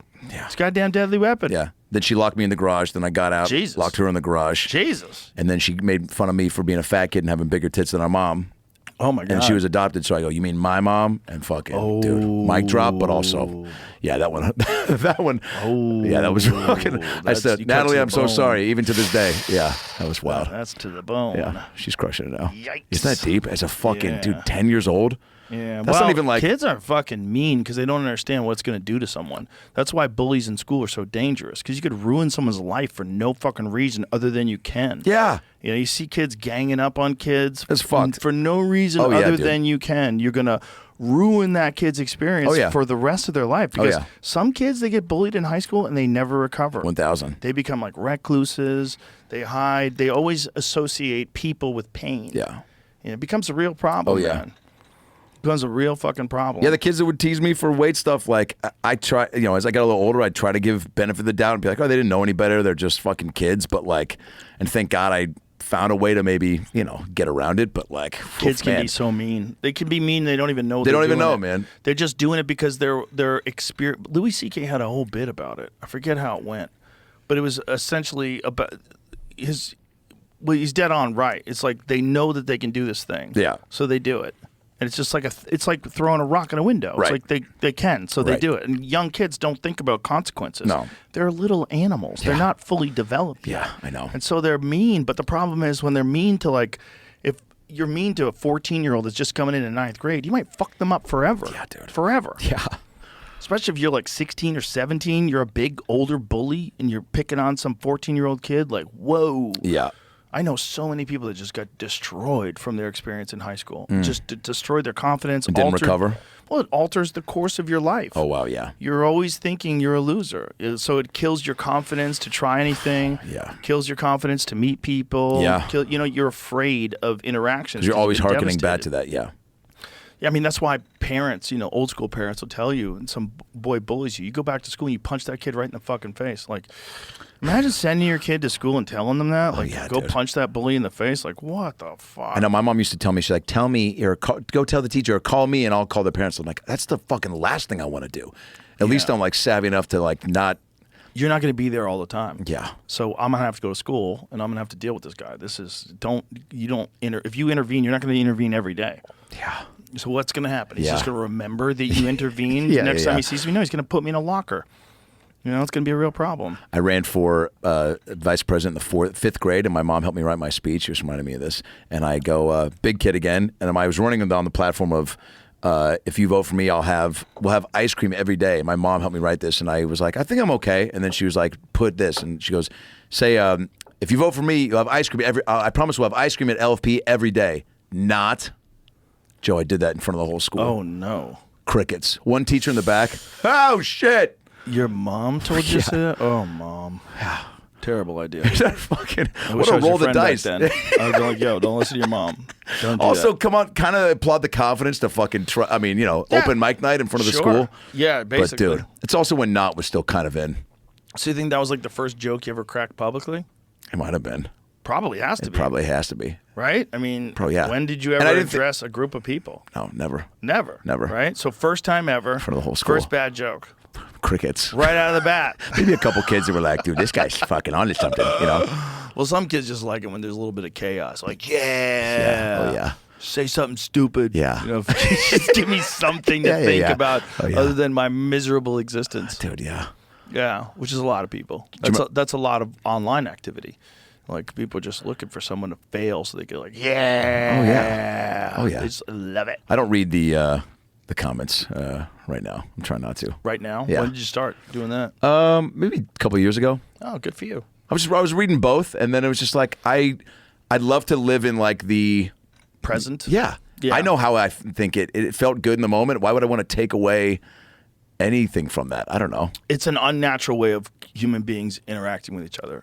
It's not good for you. Sometimes I look at stuff just to go like, oh, did they, like when Shane and I did the Trump Biden thing, I was like, I want to see if people are digging it. You read a few nice things, and then it's like you just have to have self-discipline to go.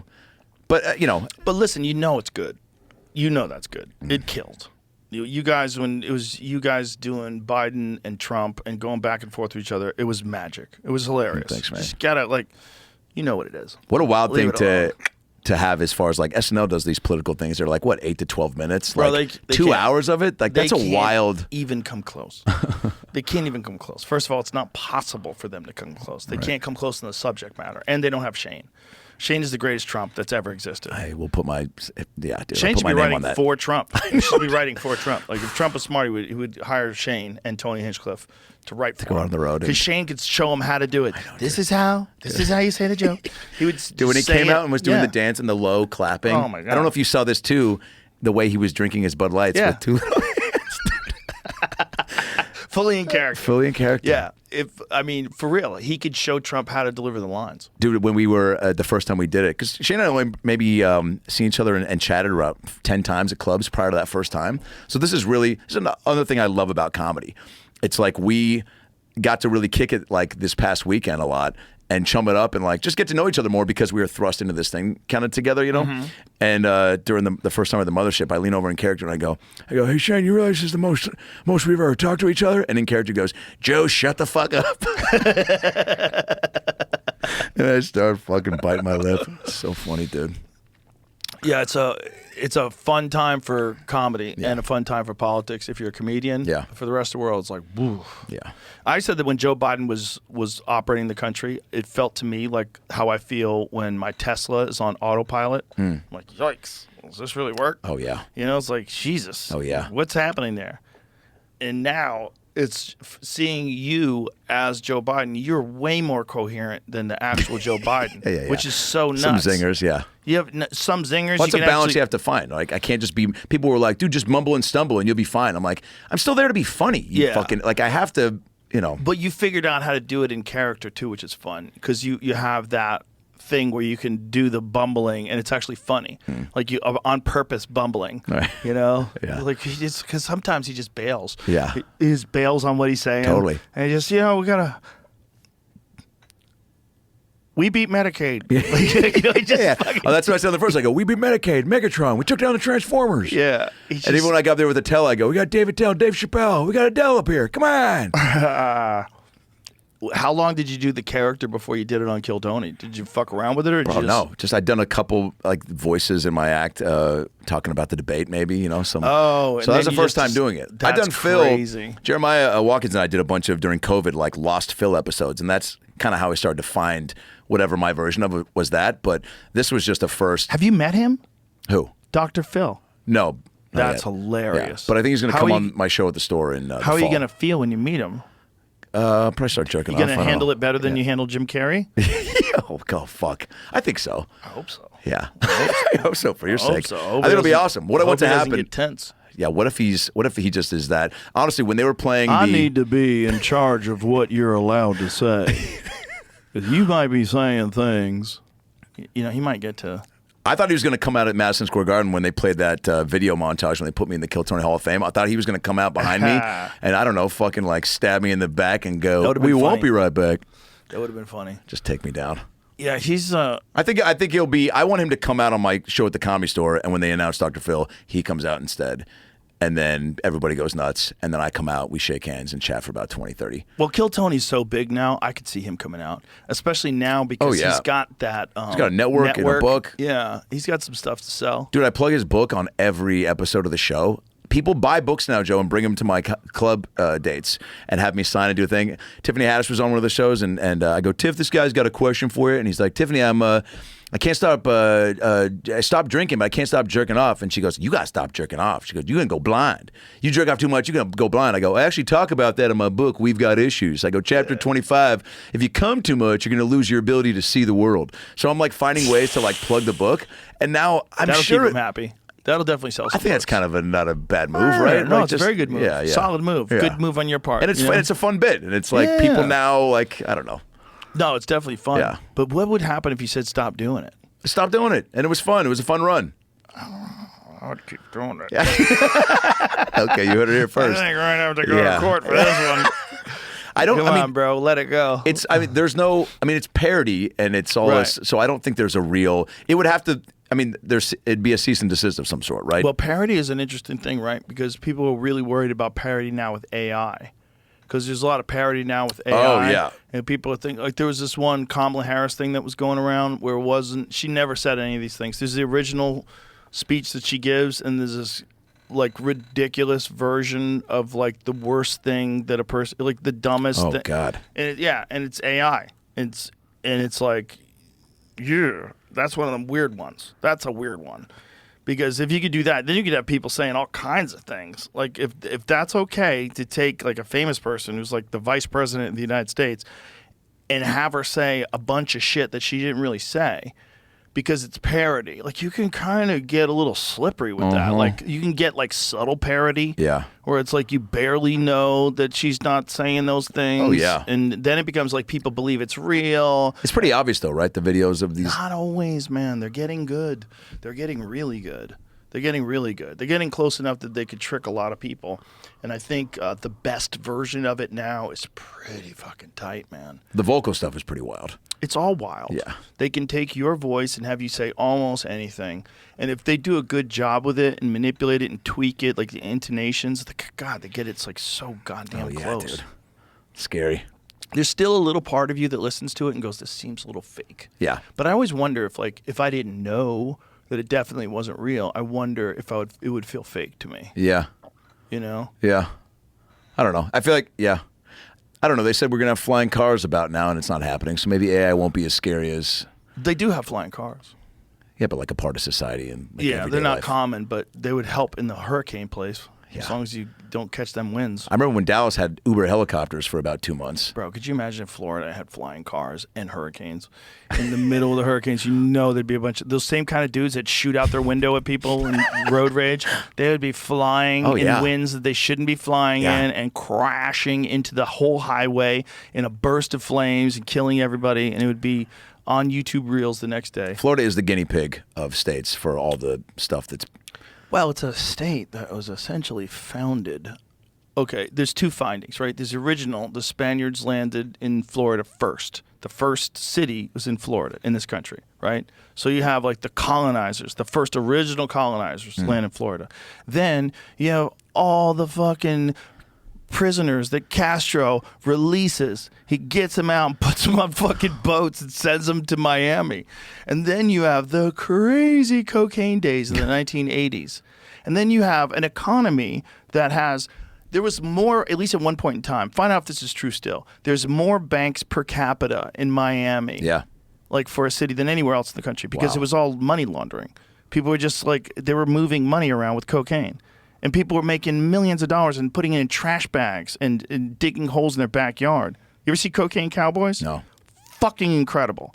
Fucking incredible documentary. And it's all, there's Cocaine Cowboys everything you're 1 talking and about? 2. Yes. Yeah. It's all about cocaine in Miami. At one point in time, one graduating class, the Miami Police Academy, every single one of them either went to jail for corruption or was murdered. Oh, my God. The entire class. It was just cocaine.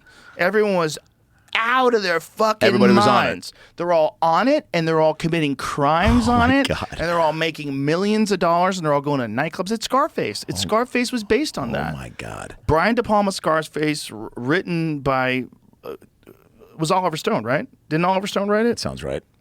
It is, right? For how long? So. How long was this time? A couple of years or what? Like a decade. Holy shit. More, maybe more than a decade. Holy shit. Maybe 20 years. I had a buddy who was an ophthalmologist who did his residency at a university in Miami during the cocaine days. Oh. He said, dude, it was nuts. It was nuts. Gunshot wounds, stab wounds, people with things up their asses. Like, so many people got brought into the emergency room with things they stuffed up their ass while they were coked up. What the? I didn't know that was a side effect. Army soldiers. I thought it was like stories toy with no soldiers. ending. No. Like light bulbs, the ones that are shaped like pine cones, stuff light bulbs up their asses. Like people were doing all kinds of wild shit and being brought into the emergency room. I thought coke was just supposed to be like you take the party up a notch and there's more fun. Well, and it depends on where you're starting from. You're like, hey man, in some places, some putting a people bulb up the ass was how. Yeah. Like those fucking swingers in Tampa are already on the 29th floor. It's not much of an elevator to get them to the roof. You know? These fucking people are out of their minds. Yeah. And the whole town was like founded by cocaine. Wow. And it still has that feel, this party feel to that city still. Yeah, it does. I'm sure cocaine's still an issue there, but I mean, it's not the whole thing like it now. was. But it's like, that's a frivolous area. I always say if you want to starve to death, open a bookstore in Miami. No one's got you're reading patience, there. You're reading. Yeah. The fuck up. We're out here stunting. Pot hasn't had a similar type, I don't know. Effect on a town? Yeah. Not really, right? Maybe pot and LSD was San Francisco in the 70s and the 60s. But like, not really. You know, but people were putting stuff up their butts and whatever. No, that's reefer madness stuff. Yeah. That's the opposite of what you would do if you're high. You would not take that toy soldier and you go, if I put this in my ass, what if it gets stuck? You start freaking out. What do I have to go to the hospital? It's stuck in my ass. I'm not doing it. When you're on coke, you're like, get up there, soldier. Do your fucking Where there's duty. a will, there's a way. Are you a deserter? What did you sign up for to protect your piece of shit? You're coked up out of your mind. I did one of Joey Diaz's Death Stars the last time I did his pod when he was in L.A. Yeah, he would do that to you. That might be the highest I've ever been. Uncomfortable, very dangerous, bad for people's psyche. I was good for about 20 minutes and then don't remember what happened after that. Yeah, he takes people and he throws them into the darkest pits of their soul. Thank God he just talked. Like I got quiet. I remember I looked over at Lee at one point and I was just like, I don't know if I can say anything else. Lee's probably asleep. Yeah, he was. Lee was probably asleep standing up. Joe would finish the story and go, and we got here, and then let me tell you something, man. This one time we were in fucking, and I was like, when he got real low like that, I was like, okay, I think this. I got another 10 minutes to be quiet because Right. another story, and Trying then it to was catch your brain. Totally catch. Like, wow, dude, what a great way to put it. Yeah, catch it. Where is it? Where's my fucking brain? And Get then- over here. You know how to think. Yeah.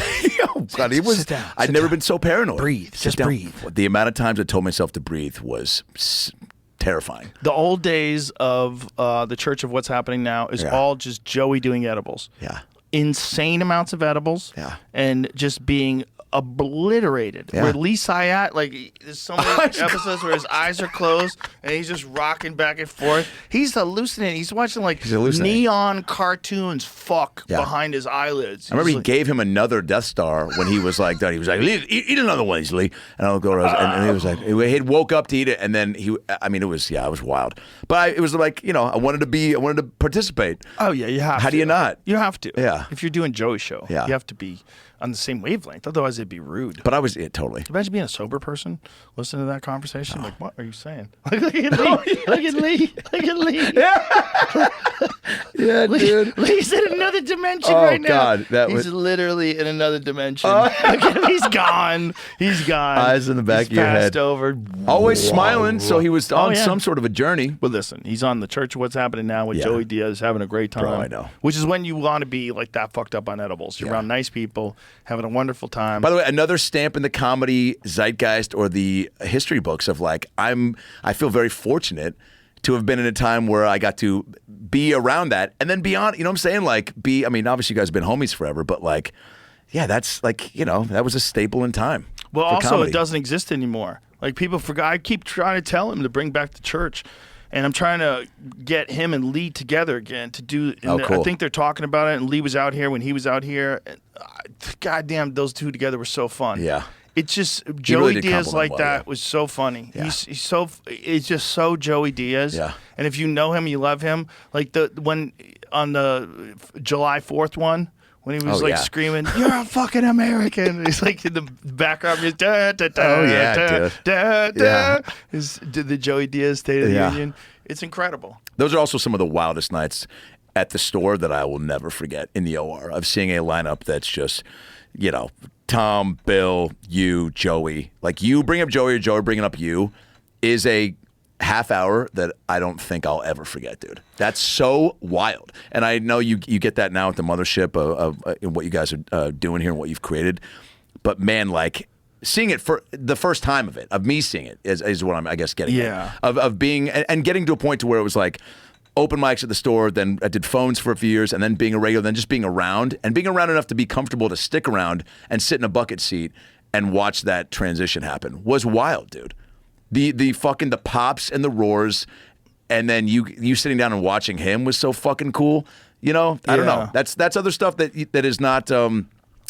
You have to just be around to see that. Like, that was cool. A different time yeah, too. man. It was like you could do that then, and you could hang out in the back, and you didn't get bothered, and you could. The store was an interesting time of the store because it was so heavy. There were so many killers. There was so many people there. It was just it was such a magnet for crazy people too. So there's this energy in that place that was so different. Yeah.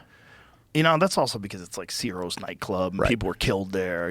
Oh, really? Bugsy Siegel. You don't know the whole story? Oh my God, Bugsy Siegel owned it. I just knew it was a nightclub. That's about as Dude, far as it was a mob-run nightclub. Holy shit! Yeah. Of course it was. I'm sure you've talked to people that have seen ghosts there, right? Oh yeah. Yeah. Well, how many other places where people have seen ghosts? I know. That's like the most ghostiest of ghost places in LA. When you talk to like those fucking ghost freaks. Oh really? That It's are really been into that. featured Yeah, on. man. That's like there's a bunch of stories about the Comedy Store being haunted. Yeah, I believe know it. multiple people that have seen ghosts there. Carla Bow used to have a crazy story about sleeping on the stage, and like something grabbed his leg and dragged him to the end of the stage. What? And then he heard a bunch of chairs clink and the door slammed, and there was no one in the room. He was asleep on the stage. He got kicked out of his apartment. He's had a fight with his girlfriend. Fuck you, I'm going to make it. That kind of shit. Yeah. He's young. And he was working as a doorman for the store, so he had a key. He goes in and he said, I'm going to sleep on the stage because I'm going to fucking make it in comedy. And then he's on stage and he hears a noise, like a chair's clinking. He's like, hello? Hey, it's me, Carl. I'm here. I got kicked out of my place, so I'm just sleeping on the stage. Hey, who's there? And he hears like a sound again. He doesn't see anything. And then all of a sudden a hand grabs his leg and drags him like 6 feet and then lets go. Oh my God, dude, that's fucking terrifying. Yeah. I mean, maybe he lied. But it's an amazing story. Hey, the way man. he would tell, I want to believe. I want to believe. I want to believe too. I've never heard anybody get touched by a ghost, though. It might have been one of his friends. He might have been blackout drunk. One of his friends like, oh, Carl's sleeping on the stage. Let's fuck with him. And they probably never told him. They probably forgot they did it because they did acid and fucking a pile of coke. That sounds more believable. Because he was a part of Kinnison's crew. Right. Right? And so, like, Mark Maron said that when he partied with Kinnison so hard that he had voices in his head for a year. A year. After he got back. He left, went to Boston after he was hanging out in Los Angeles, and he had voices in his head for like a year. Saying what? I don't know. Not good things, I'm sure. They're never good voices. Start a podcast in your garage. But that took years to happen. This is like the 90s. You know, so this is like not even. This is the 80s. That's fucking right? So this wild. is like when I met him, it was 88. So this is like. So these are leftover residual voices from. They did so drug many abuse. drugs. They did so much coke that he like had voices in his head. Where's that? I guess just the coke. It's like like what? probably a breakdown of the natural neurochemistry. You're fucking of with your brain somewhat, yeah. 100%. Yeah. You're robbing your brain of its ability to produce dopamine. Like you destroy all your serotonin levels. You fuck with everything. When you go that hard with coke and then you have to get off, like those guys get wrecked. Wow. I've met people that are getting off coke and they are wrecked. Like it's just empty. And they're so drained. Oh, fuck. And it's just like, it just fucks Can't put thoughts you together. up. And it makes you want to do more coke. Get back on the horse. Hair the dog. Ooh, and we're back. And we're back. Yeah, I'd see it and I'm like, oh my God, that's a demon. That's a demon in powdered form. It's not around as much anymore at clubs. Of course I don't it think. is. Oh, really? Yeah, it's around all over the place. The Yeah. problem is now it's got fentanyl in it. And Yeah, now fuck it can that. kill you. Fuck that, And people dude. are still doing it. That's how nutty coke is. They're going to roll the dice. Isn't that You get crazy? some shit I know. that's not from the cartel. That's fucking wild. I don't even take. People are bringing me weed now all the time, which I appreciate. But I mean. Well, they found weed with fentanyl in it. Yeah, I know. And Which it's also is like, crazy. dude, one kid had a bag. It was at the Comedy Castle in Royal Oak. And I walk in the bathroom and he pulls out this little bag and he goes, bro, I brought you something. And it's just a bag of shake. I go, oh, man, thanks, bro. I'm just trying to be polite. I go, thanks, man. He goes, there's more where that came from. I go, can I be honest? This looks like it just fell out of your pocket. He's like, yeah, but I brought you the bag. I was like, the gesture's sweet, but like, I just feel like this is not the move. Like maybe if it was a nice joint, maybe in a tube and stuff. He's like, okay, you're a Hollywood guy, huh? I'm like, no, that has nothing to do with it. It's a bag that was stuffed in your cargo pants. Of shake. Yeah, of shake. Yeah. You know, Maybe or a joints that little are fentanyl. yeah. Yeah, Totally, bro. you Yeah. can't roll the dice on that. Yeah, you can't today. You know, there's places that are trying to outlaw fentanyl tests, which is insane. Who's doing that? Where is that happening? Is that a Texas thing? Where's that happening where they're outlawing the fentanyl tests? And I think the concern is that it would encourage people to do drugs or sell drugs. And that maybe the thing that's going to discourage them is the fact that people are dying from it, which is an insane way to think. Jesus. Let's just prevent people from dying. Yeah. First. I guess the fear is that it would make people feel like it's safe to do coke again. Center for Disease Control and Prevention and most public health agencies endorse distributing fentanyl test strips to people who use drugs. The practice is illegal in 42 states and the District of Columbia. Wow. Oh my God, that feels like way too many That's places. insane. I thought it was like a state. I thought it was like a Florida thing. Idaho, Indiana, Iowa, North Dakota, and Texas. They're now allowed in every state except Idaho, Indiana, Iowa, North Dakota, and Texas. That's nuts, And it's Texas. an easy way to save lives. It says. Jesus Just Christ, that's insane. Bummer. Why does Texas have it illegal? Why are fentanyl strips illegal in Texas? Texas is one of the few states where fentanyl strips are still illegal and considered drug paraphernalia. One argument that has been made against the test strips and other harm reduction practices is that they may encourage people to do drugs or continue doing drugs. So let's just kill them. Let's just kill them. Let's let your kids die because they made a mistake, because they're 16 and someone gave them some coke and they wanted to be a cool kid. That's insane. That's insane. Yeah, we don't want to encourage kids to do drugs. Correct. And you know the way to do that is to have positive role models who aren't doing coke. Yeah. That's the best way to do it. Yeah. It's the best way is, your favorite country music singer doesn't do coke. Like maybe that. Maybe your favorite athlete doesn't do coke. And he tells you, listen, I don't do coke. You shouldn't do coke. It's fucking scary. What the fuck, dude? Yeah. What the fuck? That is crazy. wild. Crazy that you would have a test strip and make it illegal. You could save lives. That's the only way you should look at that. You're going to save lives. They're already doing something illegal. You know, you're not encouraging or discouraging. If it was not killing people, probably the same exact amount of people would be doing coke. I can't believe that we got rid of, what was it, Jamie? Sun Bubble? What was the place that you put up? The hot tub, the cum tub place? We got rid of those, but we can't get fentanyl strips approved? Crazy. Well, also, the real elephant in the room is why is it a problem? Why are these drugs tainted? And it's because they're illegal. Yeah. That's the problem. And the problem is we don't want to make them legal because we don't want to encourage drug use. Right. I get that too. But the thing is, People are going to find... the only way you're going to make it safer for human beings to do these stupid things and live is if you make it legal. Yeah. It shouldn't be legal in terms of like, I mean, it should be, it should be legal, but it shouldn't be something that someone can profit off of. Right. It shouldn't be something that someone can sell to people. Maybe the best way to do it would be to make drugs free and legal. Sure. Like if you want to, like if I catch you selling coke, you're death penalty. But if you want to give away coke, if you want to make coke and give it away, it's totally legal. If you want to make your own cocaine, or a pharmaceutical drug company makes cocaine, they can sell that cocaine for exactly what it costs to make it and nothing more. Okay. So no one's going to make it. Yeah. But then the drug, well then you will have a supply problem, and then you'll have my idea sucks. I bailed on it. It was adorable to watch you go through it. I bailed on it because I was like, no, because then people they'll make it and they'll start. You get the fentanyl problem all back over again. You got to allow pharmaceutical drug companies to profit, otherwise they have no incentive to make it. Then they're going to tell you, they're going to have fucking ads like CNN brought to you by cocaine. That's going to be the Anderson Cooper Show brought to you by crack. The Cocaine News Network. Yeah, that's what it'll be. They'll Anderson Cooper just become coked like out. pharmaceutical drug companies sponsor those shows now, right? It'll be cocaine sponsors. I would watch a full news network that was just everyone's fucked up. Responsible use of cocaine. Just a little woo before you talk about the weather. I'm here to talk about the weather. If you're going to have any segment of the news. Fucking rain. Woo! Yeah. Woo! You better got 2 coats on today, baby. Yeah, you better get that fucking car gassed up because you're going to be in 56 hours of traffic. Let's go. It's going to be hot. Let's go. I'm not even going anywhere. I'm going to ride this motherfucker out in the basement. Meanwhile, your basement gets flooded. You're like, whoa. Some of those places get flooded. I was watching the last hurricane. This whole community is underwater. Did you see any of that, Jamie? There's a community in Florida, and it was not even in the flood zone. And they're all underwater. Their houses are underwater. Everything's underwater. No thanks. Yeah, not good, dude. Not good at all. You're living in a place where the sky becomes an angry monster and could snuff out life. Have you scuba dived? No. Fuck all No that. thanks, I know. There's sharks out there. My wife is like, we don't know, I think 73% of the ocean. She's just like, I think what? it's 90. Yeah, it's got to be. I think it's 90. Every day there's a new fish or dolphin or whale, and you're like, dude, I just saw this video of, I think it was a swordfish coming out and like flying across the, whatever, did he popped out of the water? I was like, I didn't know they could fucking jump like that. Yeah, no thanks, dude.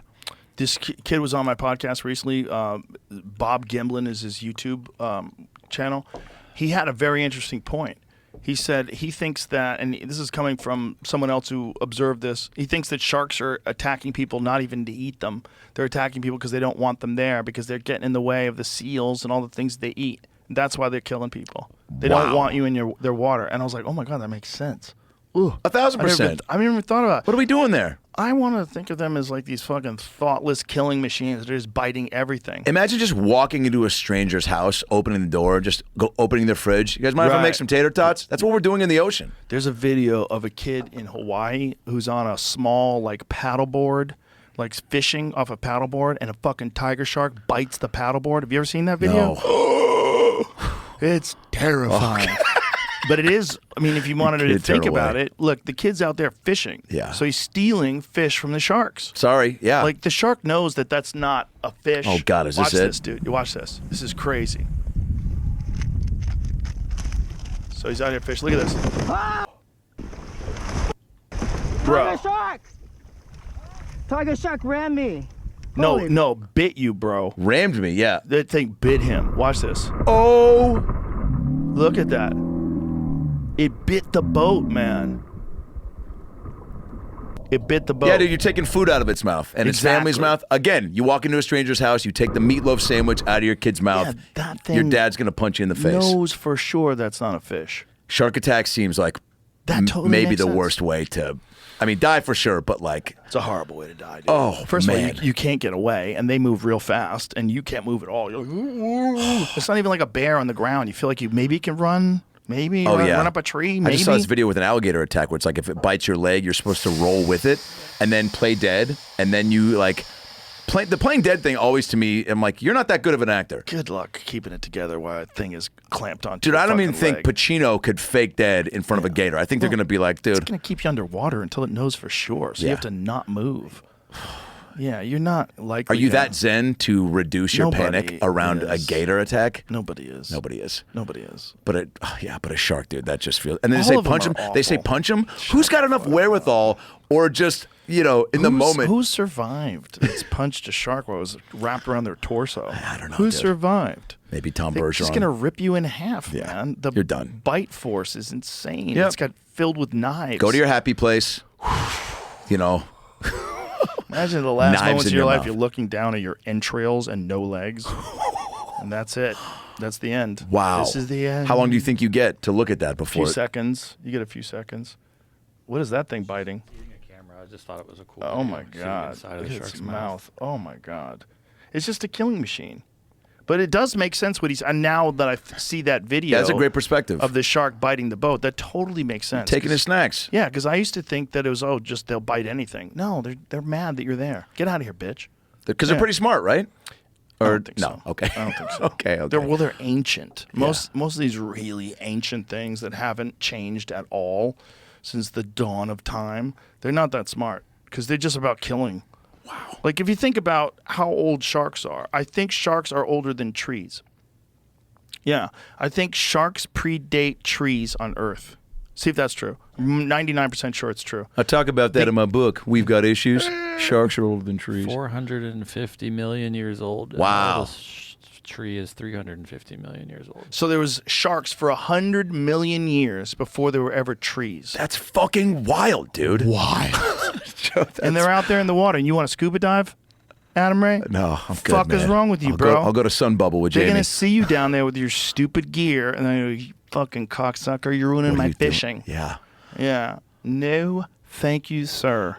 Oh God. Not interested. Yeah, okay. Not even. Glad we're on the same page What's with that? Depiction of that shark is wild. Oh my God! What yeah. kind of shark is that? A little bandsaw in its mouth. Is that the early sharks? Heliocoprion. That's what its mouth looked A like. 240 million year old fish. Jesus Christ! You ever see the movie The Meg? Oh yeah.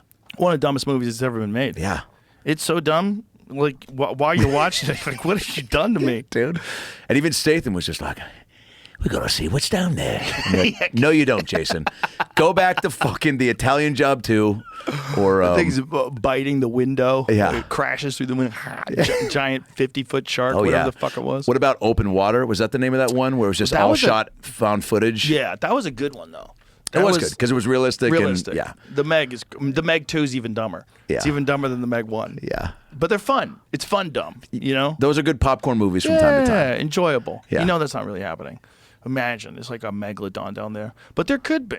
That's what everybody thinks. Maybe that's you what know? took the rich guys in the submarine that went down there. Do you think something big got them? No. Yeah, incompetence. Yeah. Human folly. I think that gets more people than Yeah. sharks. You know, that's a big one. I do like the idea that the further down, like all the way down there, there's something like where the Titanic really, where at the fucking very bottom is something that's living down there that's just, you can't even comprehend. That's never even trying to come up. But if you go all the way down there like they did, or you make it down for whatever.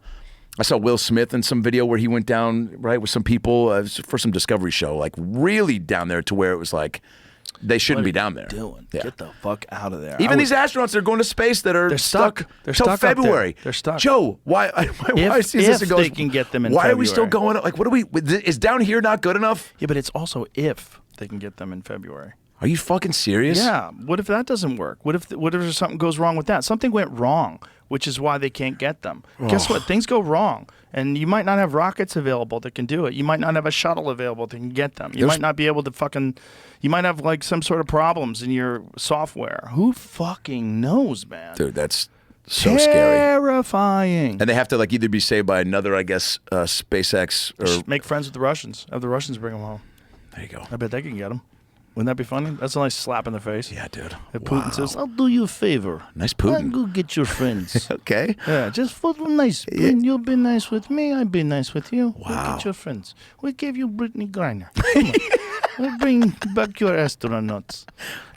Or give us back Brittany There was a Griner. sound that was recorded once by underwater microphones that was a biological sound that was louder than anything that any animal had ever made before.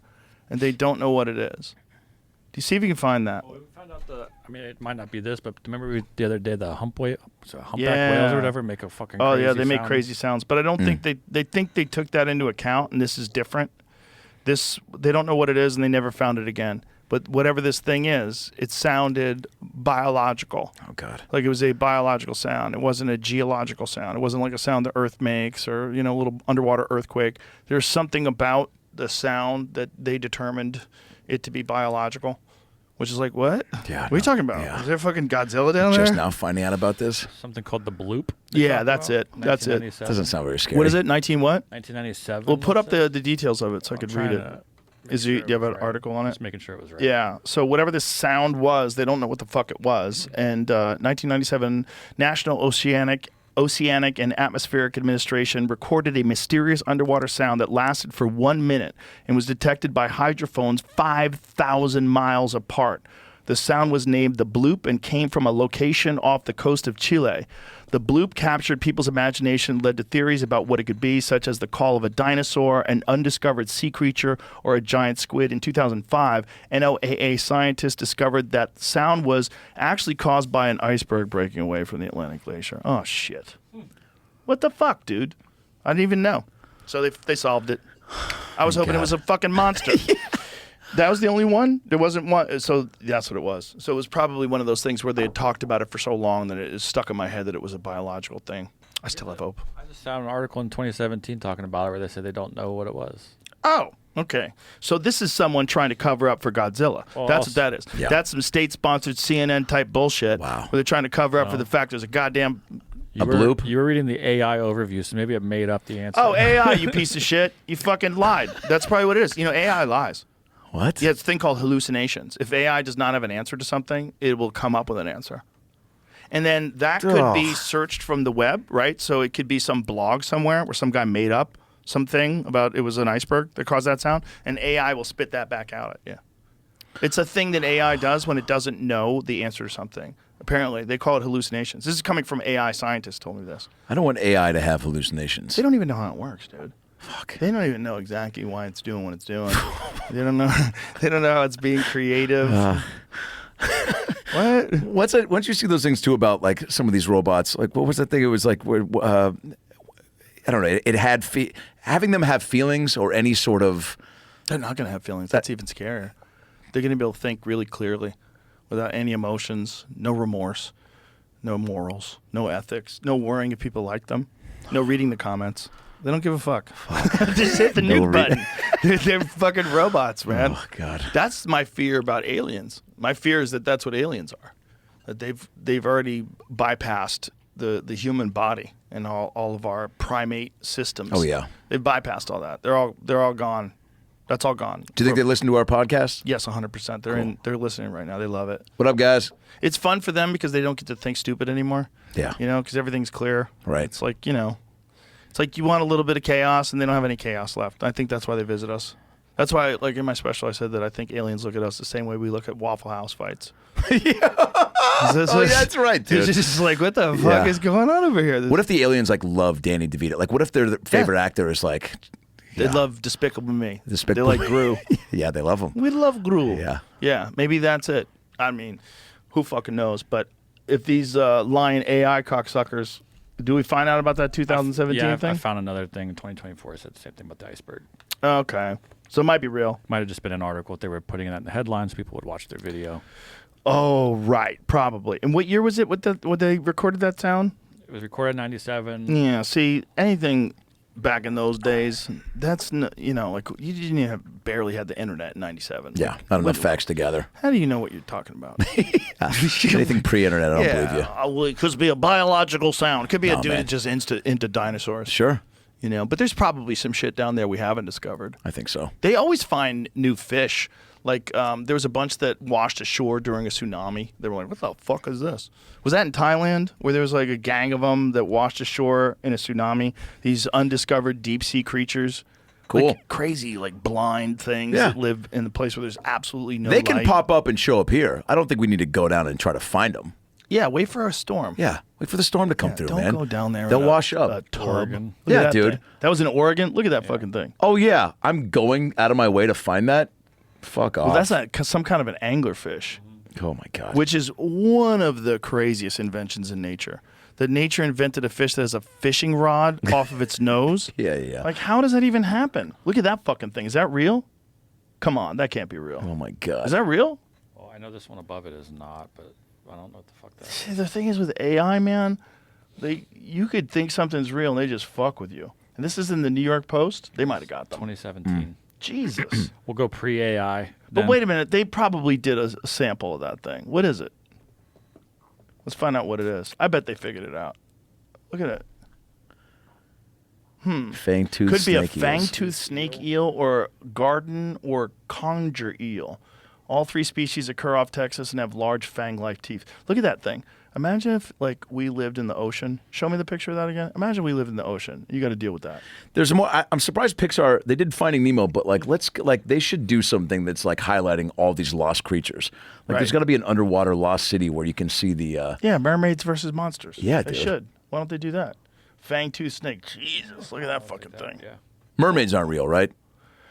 I hope so. I hope they're real. I know, me too. It's like one of those things where I'm like, I don't fuck. Like, who the fuck knows, dude? But isn't it like the Probably ultimate not, trap? but- A beautiful girl and she has no vagina. Yeah. She's just fish. She's a fish. Yeah. Like, fish don't have sex. What are you supposed to do there? The part where you have sex with doesn't exist. It's all just Yeah. fish. So how you lay gonna lure their any guy eggs. into the ocean? You ever seen how fish breed? The female lays their eggs and the guys just jizz all over it. Yeah. Like, we used to catch rainbow trout when I lived in Boston, and we'd go to this lake and catch rainbows, and they would be jizzing when you pull them out of the lake, like, because it would be the time where they're spawning and they're making babies. Yeah. And you're allowed to fish for them. Wow. At least back then you were. And you're pulling them out as they're jizzing. Like, as you're holding it, like, they're just nutting all over the place, trying to get their last loads out before you fillet them. Wouldn't you? If a I bear's about to guess. eat you, wouldn't you just try to fucking empty the tank? Well, I guess no one's probably ever touched them before. It's probably really exciting. There you go. It's the You first know, time like, go around. Oh my god! Yeah. Like, imagine you just like blue balled all day long. You're so blue balled that you just jizz in the ocean. Yeah. On the floor. Yeah. I bet all they have to do is run a finger by you, and you're like, Like gust of wind. You know. Like, you ever seen where your dog is humping a leg? Oh, yeah. And the dog is just like, they start humping the air. Yeah, dude. Now They're committed. imagine a fish. And Yeah. you grab them Yeah. right when they're in that In the peak, perfect spot. peak rut. just squirt all over the place. Have you ever seen a fish do that? No. Yeah, with rainbow trout, they would do it all the time. We'd catch them, they'd be jizzing. Good for them. What a life. It's a bad death, though. You know, because you Come and then die? You failed. Yeah. You failed. Yeah. You jizzed all over the inside of a boat. The opposite of what you're supposed to do. Not good. Not good. Not good. But yeah, so if that is a mermaid, like, what the hell? What are you saying? Well, that's why the Little Mermaid. I mean, Eric was only into her because she came out of the water and had some human features. Exactly. And lost her Otherwise, voice. Like, what the fuck? Maybe that's are why you? he was into her. He was like, dude, I've been dating all these You son of a bitch. these girls that just talk too much. And then he's like, wow, I met a girl that just doesn't even want to. Super hot, can't talk. But if she does talk, you can't have sex with her because she doesn't have a vagina anymore. Yeah. Take your pick. Honey, you gotta learn sign language. Wow. All right, Adam Ray, let's wrap this up. Joe, I appreciate tell everybody, you. my pleasure. I appreciate you too. One more time, the name of the documentary. Name of the documentary is called Doug. It's on my YouTube channel where you get all the Dr. Phil Live specials. Dr. Phil Live tour. It's all AdamRayComedy.com. We got October 25th in Philly, October 26th in DC, the Beacon Theater. Go ahead. In November 15th. Celebrity Theater, December 6th. San Diego Civic Theater, December 7th. All that at AdamRayComedy.com. My special is like and subscribe. It's on YouTube, on my YouTube channel.com/AdamRayComedy. And then all my tour dates at AdamRayComedy.com. Got Columbus Funny Bone coming up, the Buckhead Theater in Atlanta, Pittsburgh Improv this weekend, if this is out in time, Hilarities in Cleveland, all at AdamRayComedy.com. Yeah. AdamRayComedy.com. Yeah. Okay. And one more time, Dr. Phil's book. Dr. Phil, we've got issues. Because, Joe, we've all got issues, but we've all got solutions, okay? You could fuck a mermaid with your eyes closed, but does that mean you're going to make it in time for breakfast? This is what Dr. Phil's going to use to say you can't be him anymore. He's going to say, that's enough, you son of a bitch. I would never say that. What did you do to my reputation, you son of a bitch? All right, thanks, You're brother. the man, Appreciate dude. you. I You're the appreciate man. you, Joe. Appreciate you. All right, bye, everybody.